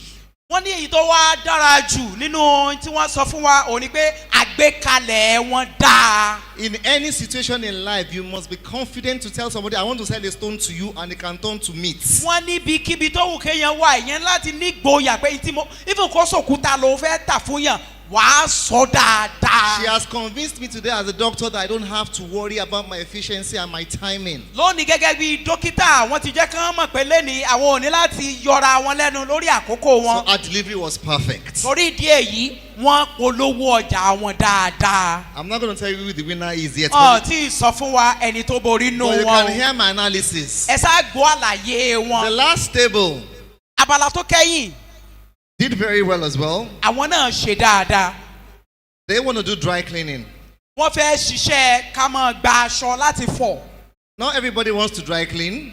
gbogbo èèyàn kọ́ ló fẹ́ fún ẹlòmíì Most láṣọ people rẹ̀. will wash their clothes in their àwọn homes. míì ọwọ́ ara wọn ló fi fọ̀. But they had a good selling point ṣùgbọ́n wọ́n ní bá ṣe lè ta ọjà wọn. that we will pick up and we will deliver. wípé àwọn náà wàá kó aṣọ yín nílé àwọn náà ó sì kó padà wá fún yín. But the mistake they made is they did not look about, they didn't think about the logistics of delivery across the whole of Ibadan. ṣùgbọ́n àṣìṣe díẹ̀ tán ṣe ni pé wọn ò mọ bó ṣe gbé gbà láti fi iṣẹ́ wọn ránṣẹ́ ní gbogbo ìlú Ìbàdàn. And also, they didn't focus on their problem alone. They were also thinking of, we also do house cleaning. If you want to sell clothes or you want to do dry cleaning, stay on dry cleaning. wọ́n ní wọn wá dúró lórí tán fẹ́ ṣe nìkan wọ́n ní àtúnbáyìí ní fọlé o àbá ní ṣiṣẹ́ bí o. So you are doing dry cleaning, you leave dry cleaning, you now go to clean somebody else's house. What are you really selling? wọ́n ní iṣẹ́ aṣọ lẹ̀ ń ṣe ẹ tún wá lọ ilé ẹlòmíì lọ bá fọlé ẹ̀ tó jọra So wọn when ni. you now collect somebody's clothes and you have to get another contract to wash house,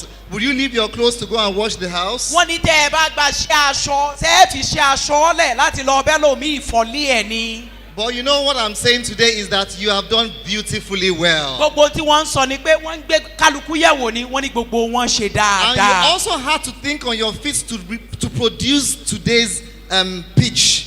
wọ́n ní ẹ sì ní láti wo bí àsìkò ṣe rí láti mọ bẹ́ẹ̀ ó ṣe gbé iṣẹ́ yín kalẹ̀. If you had to do this again, I'm sure you would do it well. wọ́n ní tí àǹfààní bá wà láti tún ṣe lẹ́ẹ̀kan sí But for the- ànídàálójú pé ó ṣe But dáadáa. for the purpose of today, ṣùgbọ́n fún àǹfààní ọjọ́ òní wọ́n ní àwọn ní ọ̀wọ̀ àti àǹfààní yìí to tell you today that, láti sọ fún wa ní òní that our virtual team wípé àwọn abala tí wọ́n ó ṣiṣẹ́ successfully won this pitch. láwọn abala yìí àwọn ni wọ́n perégedé o. And these are the group that are going to be sponsored to start their business. àwọn abala yìí la ó sì gbé lárugẹ láti bẹ̀rẹ̀ okòwò wọn. But because we are also very kind, ṣùgbọ́n torí pé onínúure ni we wá. are going to pick the food delivery group a ó mú àwọn tí ó ta oúnjẹ. because they are focused on the biggest problem in the universe. torí pé wọ́n ti dojú kọ tó jẹ́ ìṣòro gbòógì But nílé àgbáńlá they're ayé. going to need help with execution and dealing with the dynamics of logistics. ṣùgbọ́n wọn ó nílò ìrànlọ́wọ́ bí wọn ó ṣe gbé iṣẹ́ wọn gbà. Our experts adarí wa. would help with the rest of the problem. Thank you very much. All right. I think we should clap for the participants that we ẹ jẹ́ kí a pàtẹ́wọ́ fún àwọn tí ó kópa o ẹ jẹ́ kí a pàtẹ́wọ́ fún wọn. And I believe that a part of what we have discussed at the back is everybody who came out took a bold step of faith. wọ́n ní àwọn ti ṣe ìpinnu pé gbogbo àwọn tí wọ́n jáde pẹ̀lú ìgboyà. Because this is the first time you have been exposed to this. torí pé ìgbà àkọ́kọ́ lè yé yìí tí ẹ̀ ń ṣerú nǹkan báyìí. Is that correct?